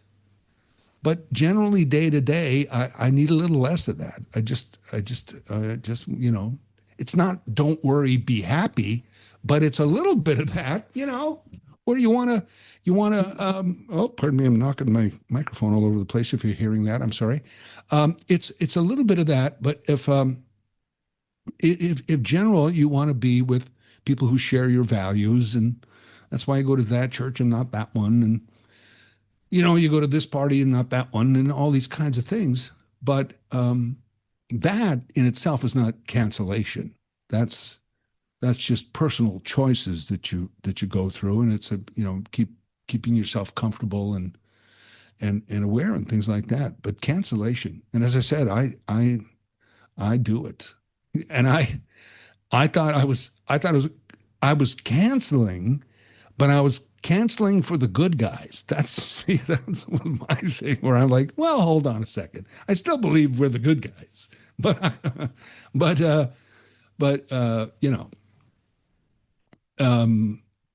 it's that where both sides of the political spectrum do it. It's like, what's the line that I read that I talked to the professor about? A functional. Do you believe this to be true? Because I do. A functional society will emerge if we just eliminate these groups of people. And for me, it's politics. Like, I'm not, I'm not saying we have to remove immigrants, remove Italian people, remove Jewish people. Like, there's groups that believe these things, right? But for me, it's political, where I often believe a functional society will emerge if we just remove these groups of political people. And that's not, as soon as I read this, I went, hold on a second. I'm actually not practicing democracy in that particular case. One of the first things that fascists, and I know people throw that word around now a little too much, frankly, but, the fascists value cancel culture, no matter where it comes from. Because fascists want to cancel people and groups. And then if they're threatened with cancellation, they fall back on the freedom of expression, freedom of speech, freedom of existence kind of belief. So it's easy if I want to cancel the bad guys go, who says we're the bad guys? Well, but you are the bad guy. Well, why is, and more polarization, more. So it's a tool. We probably shouldn't fall for it. Anyway, if you have thoughts on that, as Mike Farwell is fond of saying, our phone lines are open as soon as the show starts. So anytime you want to call the show, you can do that. But of course, 12 o'clock Talkback Hour is where we turn it over to you. So we can talk about this, or the Jays, or the Rangers, or Mark Carney, or what are some of the things we talked about? I want to talk about, after 12 o'clock, I want to talk about that guy who had his $8,000 Rolex stolen, swindled in Kitchener the other day. I don't know if you heard that news story. I even have a thought on that I'd like to share with you as well. So when we come back at noon, if you don't have these numbers programmed already into your phone, do this, please, 519-570-2545. 519-570-2545, 1-800-570-5715, star 570 on your cell phone. It's the 12 o'clock Talkback Hour where, again, it's all on you. That's coming up right after noon here on 570 News Radio. Here's special guest host, Larry Fedoric. Take out the papers and the trash, or you don't get no spending cash. If you don't scrub that kitchen floor, you ain't gonna rock and roll no more. Don't talk back. Just finish. Yes, Talkback, 12 o'clock Talkback Hour. It's all on you. You heard the phone numbers. I'll repeat them throughout the hour. We count on you to rant and or rave or anything you like. Beefs or bouquets, orchids or onions, about anything that's going on out there, or anything that's on your mind that you may want to give a shout out to somebody or say hello or do whatever you want. It's the 12 o'clock Talkback Hour. It's all you. There's a bunch of things on my list, but what's on yours to talk about? Give the show a call in our 12 o'clock Talkback Hour. Here's Grant. Grant, hello, how are you? Good. They might as well just give us the Toronto, the World Series trophy. This is going to be it. Well, we've got a couple series to go through before that, but I agree. And I'd like to make a shout out to Sean Farwell for having that segment on with Cameron Reed and his family,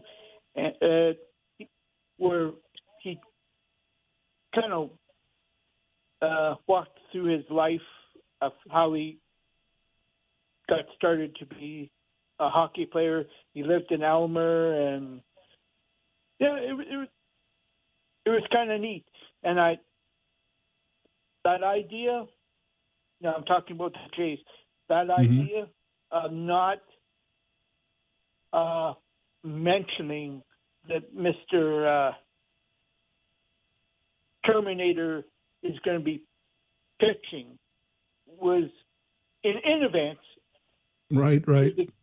Was a good way, because that way they probably, if they announced that Savage is going to be pitching a couple of days ahead of time, they probably would have did some research. All right, let's see how he pitches.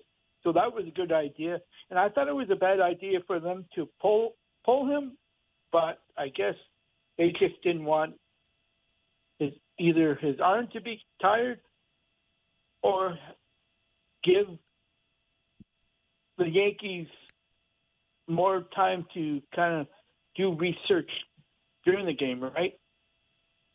Yeah, and I would have, hindsight, you're right, Grant. I would have loved to see him stay another inning, maybe inning and a half.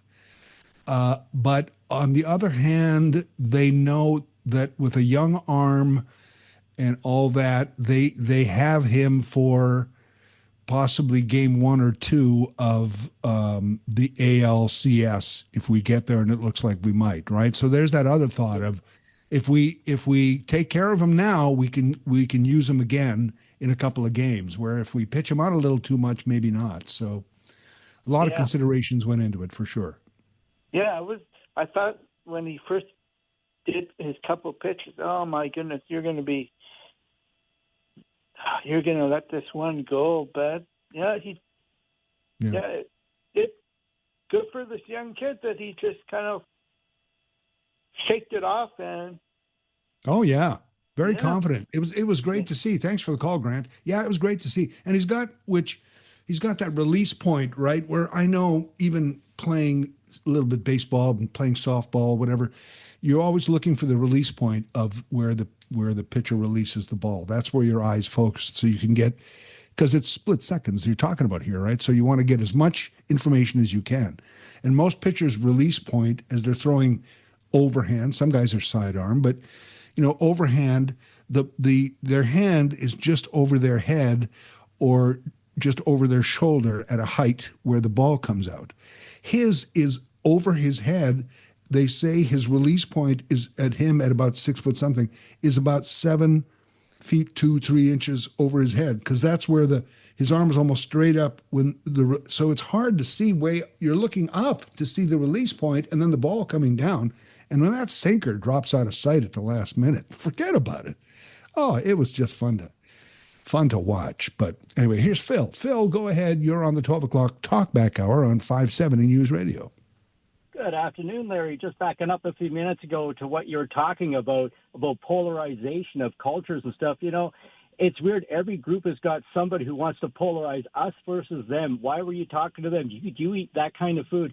The more you explore, the better it is. I think back to centuries ago in Toledo, Spain, where the Muslims, Christians, Jews had their quarters. They all got along. And until 1492, everything was great. And then, crazy people took over and things happened. And the more people explore and share, the more they get to realize how great other people's cultures, faiths, religions, input really is. And you look at towns like Ferguson, where I spent several years, and I have friends there, and they say it's so great to see the change from the old Scottish town as it changes. And it's new foods, new faces, new people in town. So if we could do something about the people who love to polarize and listen to the people who like to bring us together, it'd be a much, much happier world.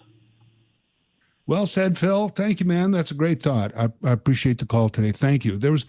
I was watching CBC last week. They were doing their morning show. They're traveling across Canada trying to do this kind of community thing. And I shouldn't make fun of it. It's a good idea. They were in Steinbach, Manitoba, which is for years a Mennonite community and still is predominantly Mennonite. And the Mennonite church is newer and massive and everything, but it's a community center for everybody. And also they were talking to a young guy from Jamaica who had been there many, many years. When he first came to Steinbach, he was the only person of color in Steinbach, the only Jamaican, the only person of color.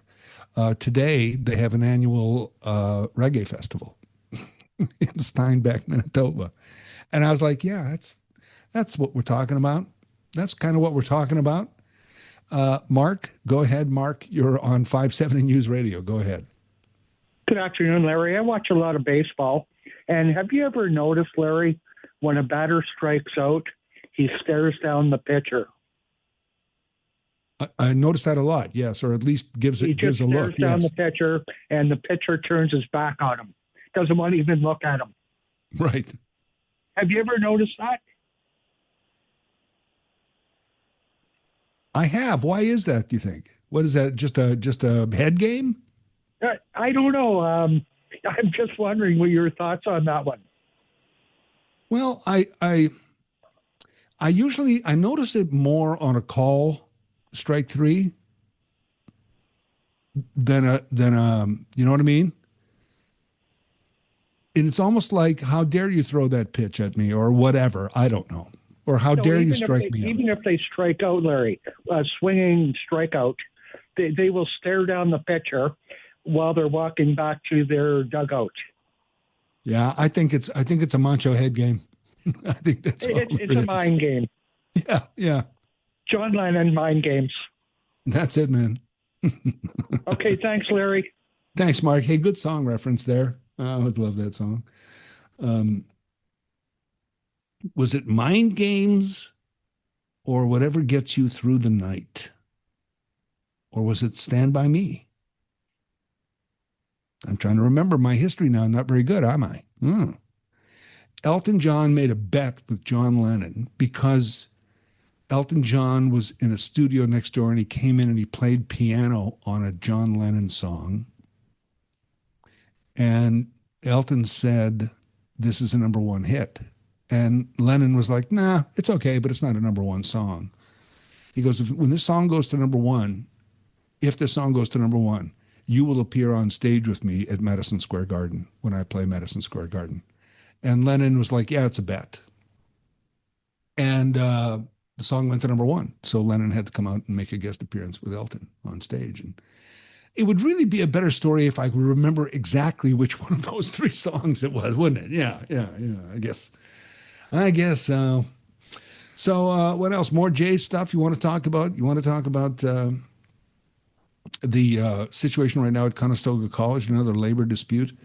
You know what labor dispute I don't hear anybody talking about right now? Why is that? Maybe the reason's obvious. The postal strike.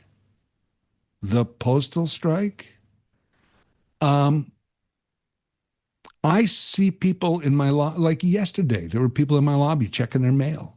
And I'm like, there's a postal strike on. And they're like, oh, no, I didn't. I just thought I wasn't getting any mail. Every time they strike in the last few years, it seems less and less impactful. And this is not a statement about postal workers. Terrific job. You got a strong union. I'm pro-union. I'm not in envy of anybody in this situation.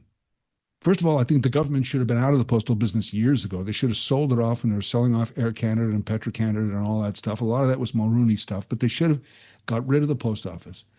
There's Germany and Italy and Portugal and Malaysia and Japan and even the United Kingdom have privatized or partly privatized their mail service.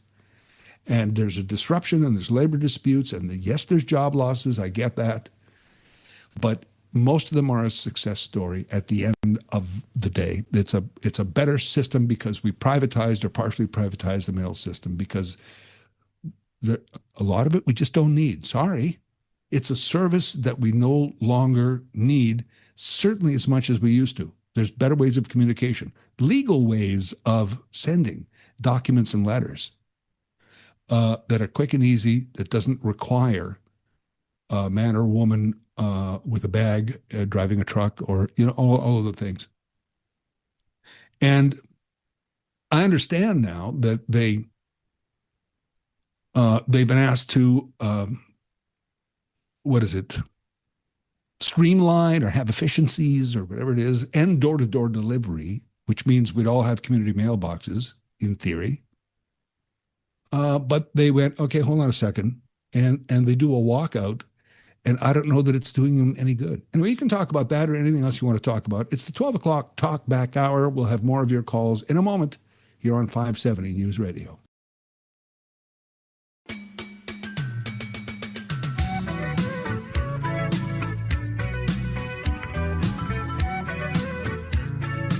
Talkback Hour. Larry Fedoruk in for Mike Farwell this week as Mike is on the road with the Rangers. And why not? I'll tell you about the games again. Don't forget, tomorrow night Rangers game. It's Flint.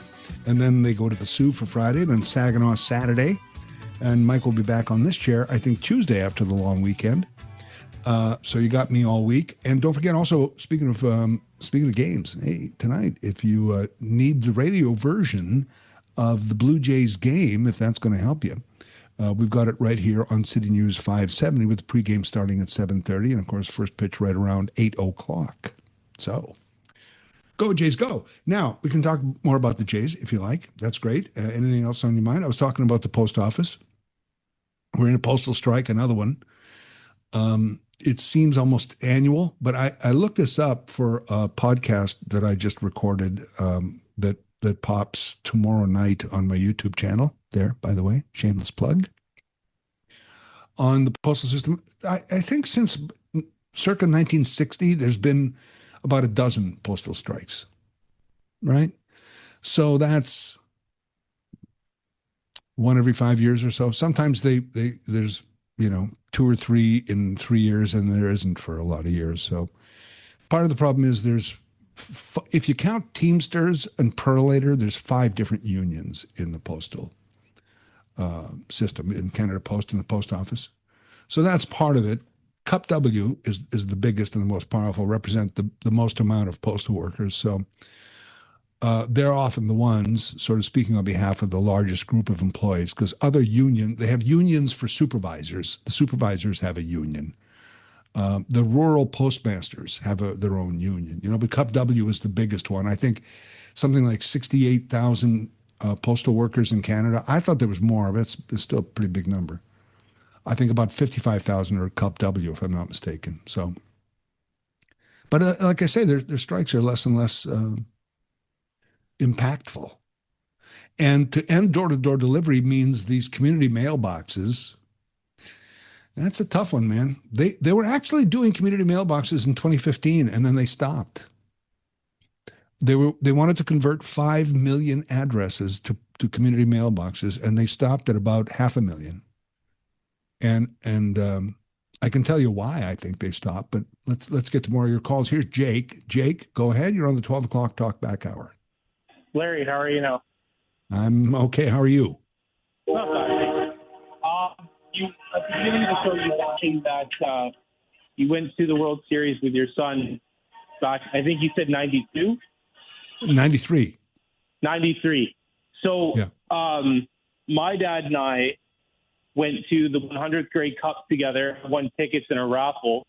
And that was a nice little moment when Toronto won. And my dad's a huge Argos fan.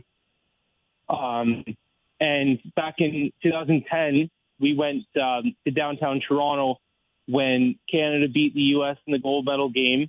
And now that I have a 3-year-old, I got to watch the Four Nations with him. I got to keep him up a little bit late. Mom wasn't home, so what she doesn't know won't hurt her. But I'm hoping this year that the Blue Jays do it so I can watch it with my son and keep that tradition alive. Isn't that nice? Those are great, man. I hope so. It's such a nice moment when you get to be with your son or your daughter or with your parents and get to watch your favorite team win. Well said, Jake. Thank you, man. Thank you. And by the way, on that game, my daughter had no interest in going. So just to say, how do you chose your son instead of your daughters? Like, none of that. It was like, okay, I got 2 tickets to the Blue Jays game. My son was gung-ho. She's like, yeah, whatever. I don't care. I want to hang out with my friends. She's not a baseball fan to this day. She's a huge hockey fan, but not a huge baseball fan. So my son and I were at Game 6 in 93, Joe Carter, walk-off home run, only the second time in World Series history, and still one of the only 2 times in world history that a walk-off home run won a World Series, Joe Carter. We were there. I'm going to post our ticket stubs, our tickets, because my son kept the tickets, and I have pictures of it. He can have the tickets as a collector's item. A picture's good enough for me, so I'll post those on social coming up. Jason, go ahead. Jason, you're on the 12 o'clock Talkback Hour. Hey, Larry, I just caught the tail end of your talking about the posties and CUPW, and I'm not sure what preceded that. But I think as a union guy, I think we right now, instead of the posties, we need to focus on our OPSU members who are on strike, defending post-secondary institution, which it seems to me, with its continual underfunding by the provincial government, that we're looking to possibly go the way of privatization. And we see many, many private colleges come and go. And we all know that the level of efficiency that those students come out with are definitely not the same as our public post-secondary institutions. And so, let's push the Canada Post workers just to the back burner for now. I'm not saying it's not important, because it is important, but I think the OPSU workers really need a lot of public support. They're not. My wife works at Conestoga. My wife is not out there just for poops and giggles. It matters to her. She wants to be working with her students, but enough is enough with the cuts and the underfunding and the unfortunate part of our last couple of years, where we these colleges and universities needed to bring in all these international students because they weren't getting enough funding from the provincial government. Jason, I agree. And actually, talking about the post office kind of came as an offshoot of the situation at Conestoga. And I sort of went off on a tangent about the post office there. But you're absolutely right. And actually, when I just did a podcast about the postal strike where I talked about privatizing the post office, and I mentioned that two of the big things that I want more public involvement in are health and education. 100%. These are things I think we need more involvement in, and where I don't think we need involvement in is the post office. But anyway, Jason, go ahead. Sorry. Right. Quick little story. So I was getting my teeth cleaned last week. My dental hygienist had mentioned that, back in the early 2000s, mid-2000s, when all these private colleges for dental hygiene popped up, all the dentists were getting into the business of these schools. But like 65 to 70%, she told me that when these kids graduated from school, they were not even nearly ready for the real work, as opposed to when kids come out of Georgian College up in Aurelio or Niagara out in Welland. And so there is definitely a difference between privatization and public entities. And so we need to keep our post-secondary schools public. Thanks, Larry. Thanks for the call, man. I appreciate it. Is there another Jason? Is there more than one? We'll get to your call next when we return here on 570 News Radio. Here's special guest host, Larry Fedoruk. And Jason, you had called us just before our news break, which we like to get on at a certain time. We feel that's important. And thank you for holding on. Jason, go ahead. You're on 570 News Radio. Good afternoon, Larry. I'd like to talk about the post office like the previous Jason, but I'm not a union member. I'm a supply chain consultant. I've done supply chain for 30 years, and the post office, like if aliens were to come down and look, they would say, why do these guys walk around the neighborhood, put this stuff in the mailbox, and then the guy comes out, takes it, and puts it in his trash bin? Like right now, at $1 billion a year loss, it's just a subsidized junk mail delivery service. And every time the poor union guys go on strike, which is ill-advised, you get another couple 100,000 people that fall off the customer list because they moved their distribution to email. So it's gone. It's like I said we should move, if we could have huge savings, if we move to letter delivery every second day. I've heard people say as much as once a week, right? So we don't get mail every day. We can't afford this, like a government subsidized junk mail delivery service. It's just craziness. Like, why are we spending $1 billion for this? So there's two things. There's that if we move to 2 days, every 2 days, every 3 days, if you want to send fast mail, there's all these other services like Purelator. And then the second thing, to your point about privatization, I remember sitting at home during COVID and just seeing these trucks go back and forth all day. So the Amazon has created this de facto conveyor belt around the country. And so I guarantee you, if you said, hey, Amazon, would you like to take over our mail delivery service? You could get a supply chain consultant person to work with Amazon to say, look, here's how we'll do it. Now we'll have more trucks going up and down the street. We'll deliver the mail every second day or every day we'll deliver the mail every day, but we'll do your house on Friday, my house on Thursday. Be totally efficient. Prices of mail should either drop or hold fast because Amazon will be creating more efficiencies. And that's the way forward. Like, I feel bad for the guys going on strike, but that mail home delivery is done. Yeah, I couldn't agree more. Do you know the courier service DHL? Yeah. Yeah, they're actually part of Germany's privatization of mail. They went to DHL because DHL, though it started as an American company, ended up in German hands. So Germany said, "Hey, DHL, can you handle mail?" And they went, "Yep." So that's kind of your model with Amazon or whoever it may be. You know, Purolator, the post office has a 91% majority stake in Purolator, which actually makes money every year. Now, it's not Amazon money. They make they clear about $100 million a year. But if you focus on that, instead of losing 1.2 billion this year at Canada Post, man, I think the model has to be turned around just the way you said it, Jason. Well, I agree that the government should be involved in operations like school and businesses, but they should be there to say this is a standard you must meet to be allowed to provide the services. But then get out of the way. Like when you have government to run any sort of organization, it's the least efficient organization I've ever consulted for. Like it's just atrocious.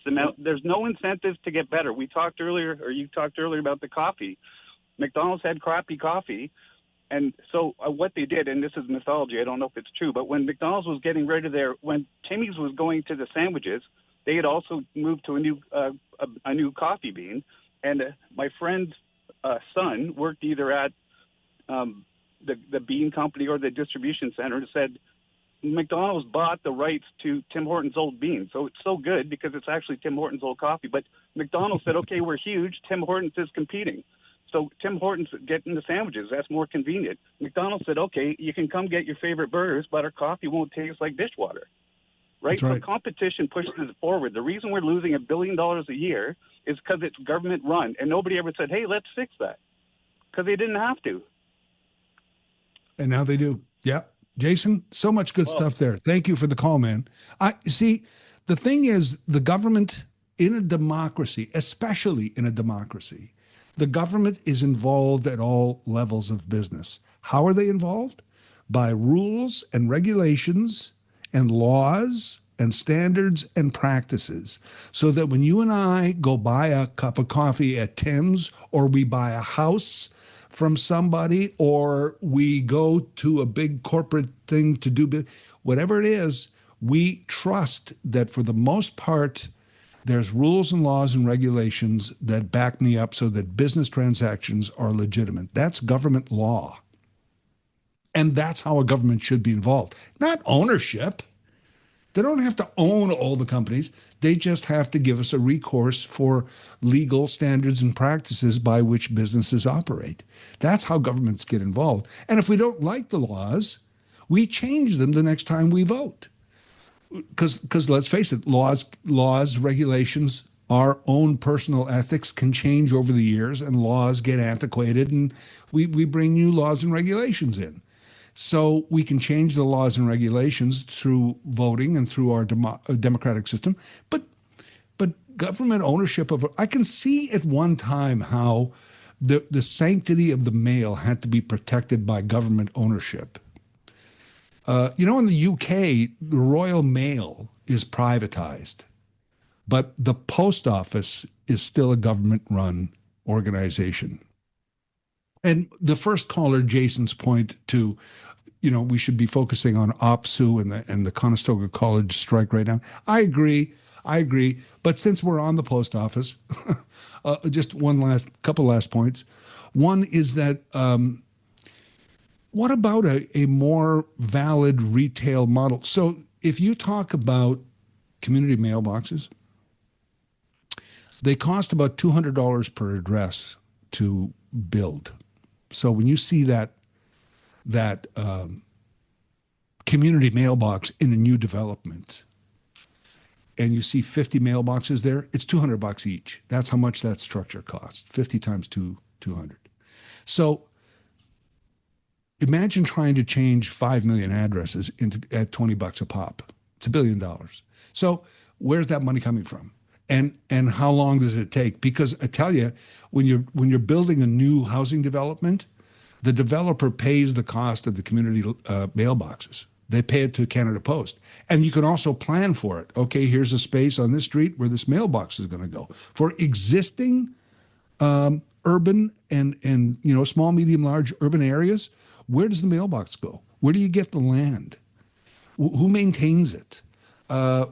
Like nobody wants it in front of their house. You can't have it on a major street because people are going to access it by foot and they don't want cars going zipping by. Or cars are going to park on the side of the street to access the mailbox by car and you're going to block traffic. You can't. It's not an easy decision where to put the mailbox. So instead of having 50 in a community mailbox, why don't you have 500 inside a building called a post office? And you have to go get the mail.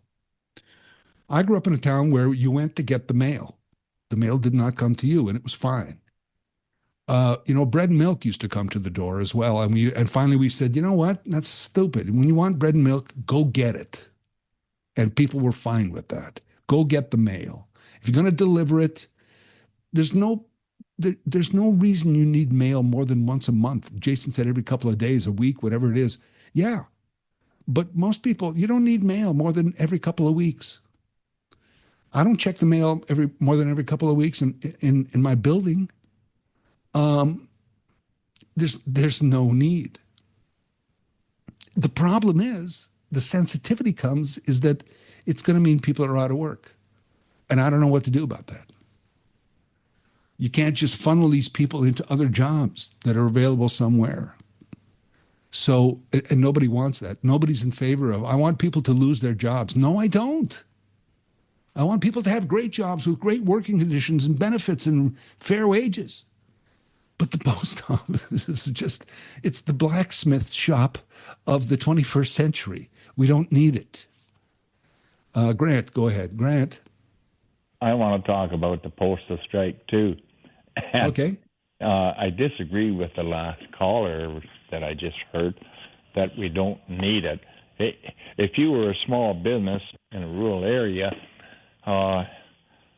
you need it. We need it very badly, but fair enough. I could see mail once every 2 days. Ever since COVID, it's been up and down like a yo-yo. But I think the union leaders are dumber than, along with their followers, than a bag of hammers. Because being out and strike, they're getting nothing. And they've tried it a couple of times. And now they're getting absolutely no support at all. They got to change with the times, and they absolutely refuse to change. That's my comment. Thank you. Grant, thank you. You know what? I should have mentioned the smaller centers in the urban areas, or smaller rural areas, I should say, and smaller urban. Absolutely rely on the mail more so than large urban centers. And that's if you changed mail delivery to once a week, streamline this, streamline that, maybe you could afford to better serve those areas that still rely on the post office and the smaller businesses that will still, would rather spend money at a post office than having a big account over at FedEx, or whatever. So I agree. The other thing that faces us as a challenge, as opposed to, let's say, Portugal or Italy or these countries that have privatized, is we're a massive geographical country. Now, granted, most of us are along the 49th parallel. What is it? Something like 90% of the population is within an hour and a half of the border. We're concentrated, but still we're trying to serve a nation that is massive geographically. And we're trying to make sure that everybody gets mail. That is a challenge, right? So that has to be worked into the equation. But a lot of the way the post money is spent now is just, it's not efficient. And it's some harsh decisions, hard decisions ahead that have to be made, I think. This is 570 News Radio. Your thoughts on that or anything else that's out there today? Please let us know what you're thinking about on the 12 o'clock Talkback Hour. More in a moment.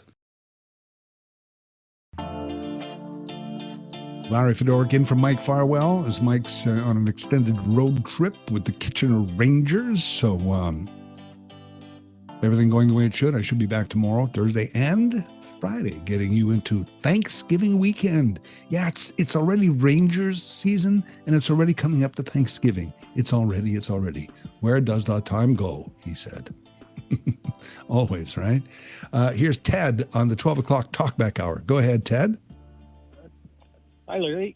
Thanks for taking the call. And I just want to say a refreshing show today. It took us away from some of the more repetitive things that have been going on locally. Well, thank you, Ted. Yeah, very interesting. Well done. Nice to have some more variety in the callers, too. I'm among them. I'm a very occasional caller because you can't get in. But anyway, a quick point. You mentioned on the post office and the rural thing. This is unrelated, but related because I live in an area that is rural, small community, and a bunch of the other communities around me within 30, 40 miles, we're all losing our beer stores. Right. And it doesn't, the politicians don't care. You know, you've heard Ford say why it's a good idea, but it's the same thing in terms of rural services versus the urban environment. But so I've made that point, and I've tried with council and everything else, and it's all falling on deaf ears, let alone even getting a courteous response from the government or the beer store for that matter. You get the standard form letter saying, hey, thanks for your letter. Right. I also wanted to comment, though, on thanks for having the men's shed thing on today. There's one in Elmira. There's also one in the little place called Oliphant up in the Bruce Peninsula. And when I'm up that way, I drop in, and it's a social experience, but also a learning experience. I'm 73 years old, and I putter around in the men's shed. We have a coffee morning, and then we have a work afternoon, and we do local projects, for various social clubs and that need a hand in some of their activities. Also wanted to thank you for the cancel culture, segment as well. It was really interesting. It's a terrible thing that's going on, and I struggle with it. I've read a number of books on it. Why Canada should be celebrated for one of them. You're probably familiar with that one. We need more education, understanding about that. Anyway, Larry, I look forward to the balance of your week. Thanks for being in and filling in. Well, thank you. It's always great to fill in on the station. Really, I mean that. It's fun for me. I've done talk shows for decades, and semi-retired's fun, and I love it, and I love my life. But I love to just get behind that mic every once in a while, and for 570 News Radio to give me a chance every so often, it's absolutely fun for me and very interesting always. And thanks, Ted, for the choices. I wish I could take credit for all of them myself. I will. No, I won't.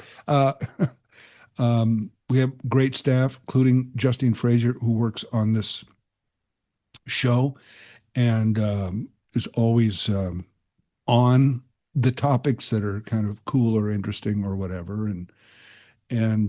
So just some great topics today. I agree, Ted, and some very interesting people. Always great to have them on. What else? You know what's bothering me a little bit? I mean, this is a terrible thing to say. This guy who had his $8,000 to $10,000 solid gold Rolex stolen in a bait and switch operation in Kitchener. Somebody pull him over, distracts him, asking for directions. Then, hey, by the way, you want to buy a watch? And introduces a fake watch and necklace, actually puts it on his wrist. And he's like, yeah, you know what? No, thanks. And she leaves the fake one. Like, wow, to be that criminal, to be up close and like, you're not a bank robber with a mask and a gun, just you're up close and personal bait and switch. Wow. The nerve of that. But then I'm not victim blaming because it's terrible. Crime is terrible. These people, I hope they're found and arrested. I hope he gets his watch back. But I don't know if I'd ever need a $10,000 piece of gold on my wrist, providing a service that I already get on my phone. Like I haven't worn a watch in years, even when I did. I was with the company. I got a 10-year gift when I was with this company, and you had a choice, and I chose the watch. and the watch was worth like $200. And it was the best watch I've ever had. Like, I used to buy, it's a true story, I used to buy my watches at Walmart for $8.99. They were at the time. I think they're like $12.99 now or whatever. And I'd buy 2 or 3 of them because I was just whatever went with the outfit. A black strap, this one's got brown strap. And I'm in a poker tournament one year, and some guys at the table are talking about buying used Rolexes, right? And one guy's going to buy one for $5,000. Another one's got one for $3,000. And he looks over at my watch, which was a $8.99 Walmart. And he goes, "That's a nice watch." And I said to him, "You don't want to know how much that costs, my friend." Because it was $8.99. And he said, "Geez, no, I don't. Don't even tell me." And they ask, and I tell people, it's a Wallace Martin. And they go, oh, yeah. Nobody ever says, what's a Wallace Martin? People say, that's a nice shirt. And I go, it's a Wallace Martin. Hey, those shoes, they're Wallace Martins. Oh, nobody ever says to me, what's that? And the answer would be, it's what I call Walmart. Wallace Martin. It's designer. And they go, oh, yeah, that's cool. So, you know, buddy, $10,000 Rolex. Again, I'm not victim blaming. You got robbed, but geez, that's too bad. Anyway, I got time for a short call. Rudy, can you be brief? I ate up all the time instead. Can you go ahead? Yeah, good day. My girlfriend's mom, when she lived in Scarborough, she was a victim of that bait and switch. They come up, "Oh, you're so nice, we want to hug you." And next thing, you have this necklace. Meanwhile, they stole her real gold necklace. And they're gypsies. Those are the ones that are doing that. And they've been doing it all over. And they came from Toronto, a lot of them, and now they're doing it here. So whenever somebody gets that close, wants to do something, no, keep your personal space, back off. Yeah, I don't know that I agree with you with who they are, but yes, certainly somebody approaches me, I'm like, as long as we're at a distance, I don't mind giving you directions or what have you. But anyway, thanks. Valerie, I'm sorry we ran out of time. I couldn't get to you. It's 570 News Radio, Larry Fedoruk. I'll be back tomorrow from Mike Farwell. Go Jays, go. Enjoy the rest of your day.